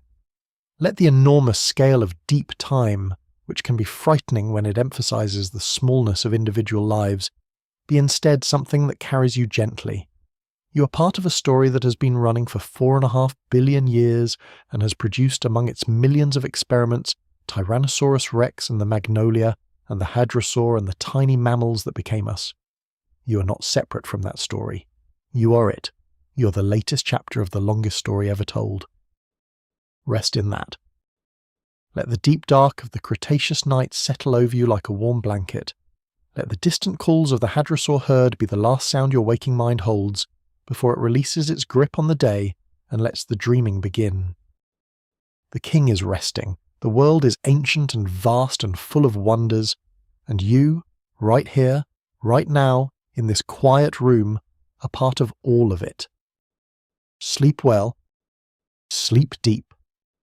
Dream of ancient skies, and the creatures that moved beneath them, and the unbroken thread of life that leads from there to here, from the Cretaceous flood plain to this warm room, from the first living cell to this particular moment in which you rest. And a question to carry into your dreams. If you could stand in the late Cretaceous and watch Tyrannosaurus rex from a safe distance for just 1 hour, what single moment would you most want to see? The first step of a hunt? A quiet moment of rest? A pair of juveniles learning their world? Leave your answer in the comments. Every single one is read. Good night. You are not separate from this story. That is perhaps the single most important thing to carry away from the long journey this night has taken. Not as poetry, not as a comforting turn of phrase, but as a literal biological and physical fact. You're not separate from the story of life on Earth. You are part of it. You are right now a living expression of the same 4 billion-year experiment that produced Tyrannosaurus rex and the hadrosaurs and the ancient forests of the late Cretaceous. The cells in your body are descended, in an unbroken chain of cellular reproduction, from the first cells that ever divided in the early oceans. Not descended in a metaphorical sense, actually physically descended. Every cell that has ever been part of you, every cell in your body right now is the product of a lineage of cell divisions that extends without interruption back to the origin of life. You are continuous with the most ancient living things that have ever existed on this planet. Your DNA, the molecular archive of your biological inheritance, contains within it the signatures of everything that happened to your lineage since the beginning. It contains the mutations that accumulated when your fishy ancestors colonized land 370 million years ago. It contains the changes that produced warm-bloodedness in the early mammal lineage. It contains the genetic innovations that allowed your primate ancestors to develop the kind of forward-facing binocular vision that would have been immediately recognizable to a Tyrannosaurus rex, since both were products of the same evolutionary logic applied to the same need for accurate depth perception. You and the king share a common ancestor, not a recent one, not one that any genealogist's chart could accommodate. But at some point in the early Cambrian, in the ancient seas of more than 500 million years ago, there was an animal that was ancestral to both the theropod dinosaur lineage and the mammalian lineage. An animal that was probably small, probably marine or semi-aquatic, probably nothing that would strike you as remarkable if you could see it. But from that animal, through hundreds of millions of years of evolutionary divergence and adaptation and speciation, both the king and you ultimately descend. This is not a diminishing fact. It does not make you less remarkable to know that you share ancestry with an animal as different from you as Tyrannosaurus rex. It makes the story of life on Earth more remarkable. It means that the same basic process, the same mechanism of heredity and variation and selection that produced the most capable large predator in the history of land life also produced, through a very different sequence of choices and chances, the kind of animal that could stand in a museum and look at the king's bones and understand what it was looking at. The capacity for understanding, the specific kind of consciousness that allows you to take in this story tonight and respond to it with something we might call wonder, is itself an extraordinary evolutionary product. It did not have to exist. There was nothing inevitable about it. The lineage that led to you took thousands of wrong turns, survived dozens of near extinctions, was shaped by contingencies that, changed only slightly, would have led in completely different directions. You exist because your ancestors were among the survivors of the end Cretaceous extinction.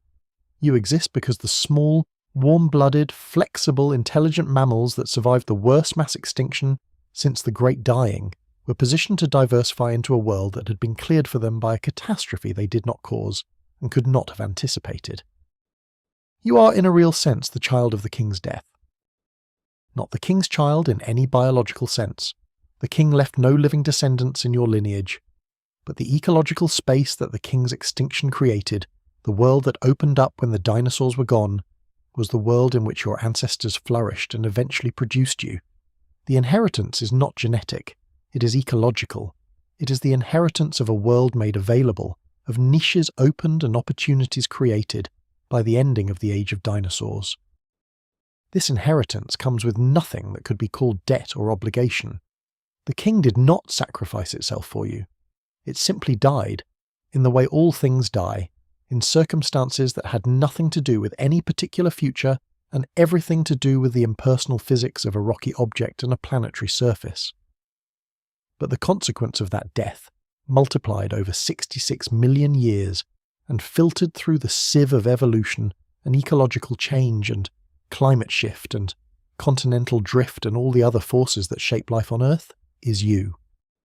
And you tonight in this room are returning the favour in the only way available, by knowing, by attending, by holding in your mind for a few hours of a single night the story of the world that produced the king and the king itself and the king's ending and the world that came after.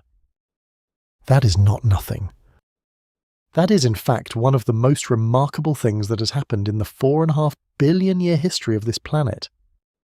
The universe, which is indifferent and does not know that you exist, has nevertheless produced through the blind working of its laws an entity capable of knowing that the universe exists, capable of looking backward across billions of years of cosmic and biological history and seeing, even partially, what happened, capable of standing in a museum and looking at the bones of a creature that died 66 million years ago and feeling something that might be called recognition or kinship, or the particular emotional response to deep time that has no single word but is somewhere in the neighbourhood of awe.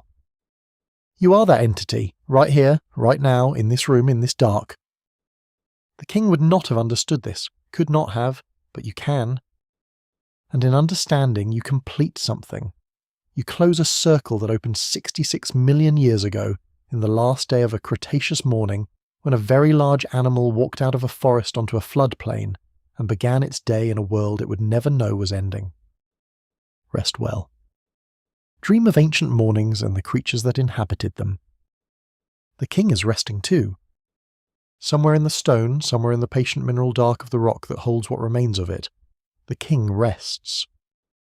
And the stars are overhead. And the world continues. As it always has. As it always will. Good night. Thank you so much for watching. If you would like to see more videos like this, please consider leaving a like and subscribing to the channel, as it really helps us continue making more content. Anyways, see you in the next one.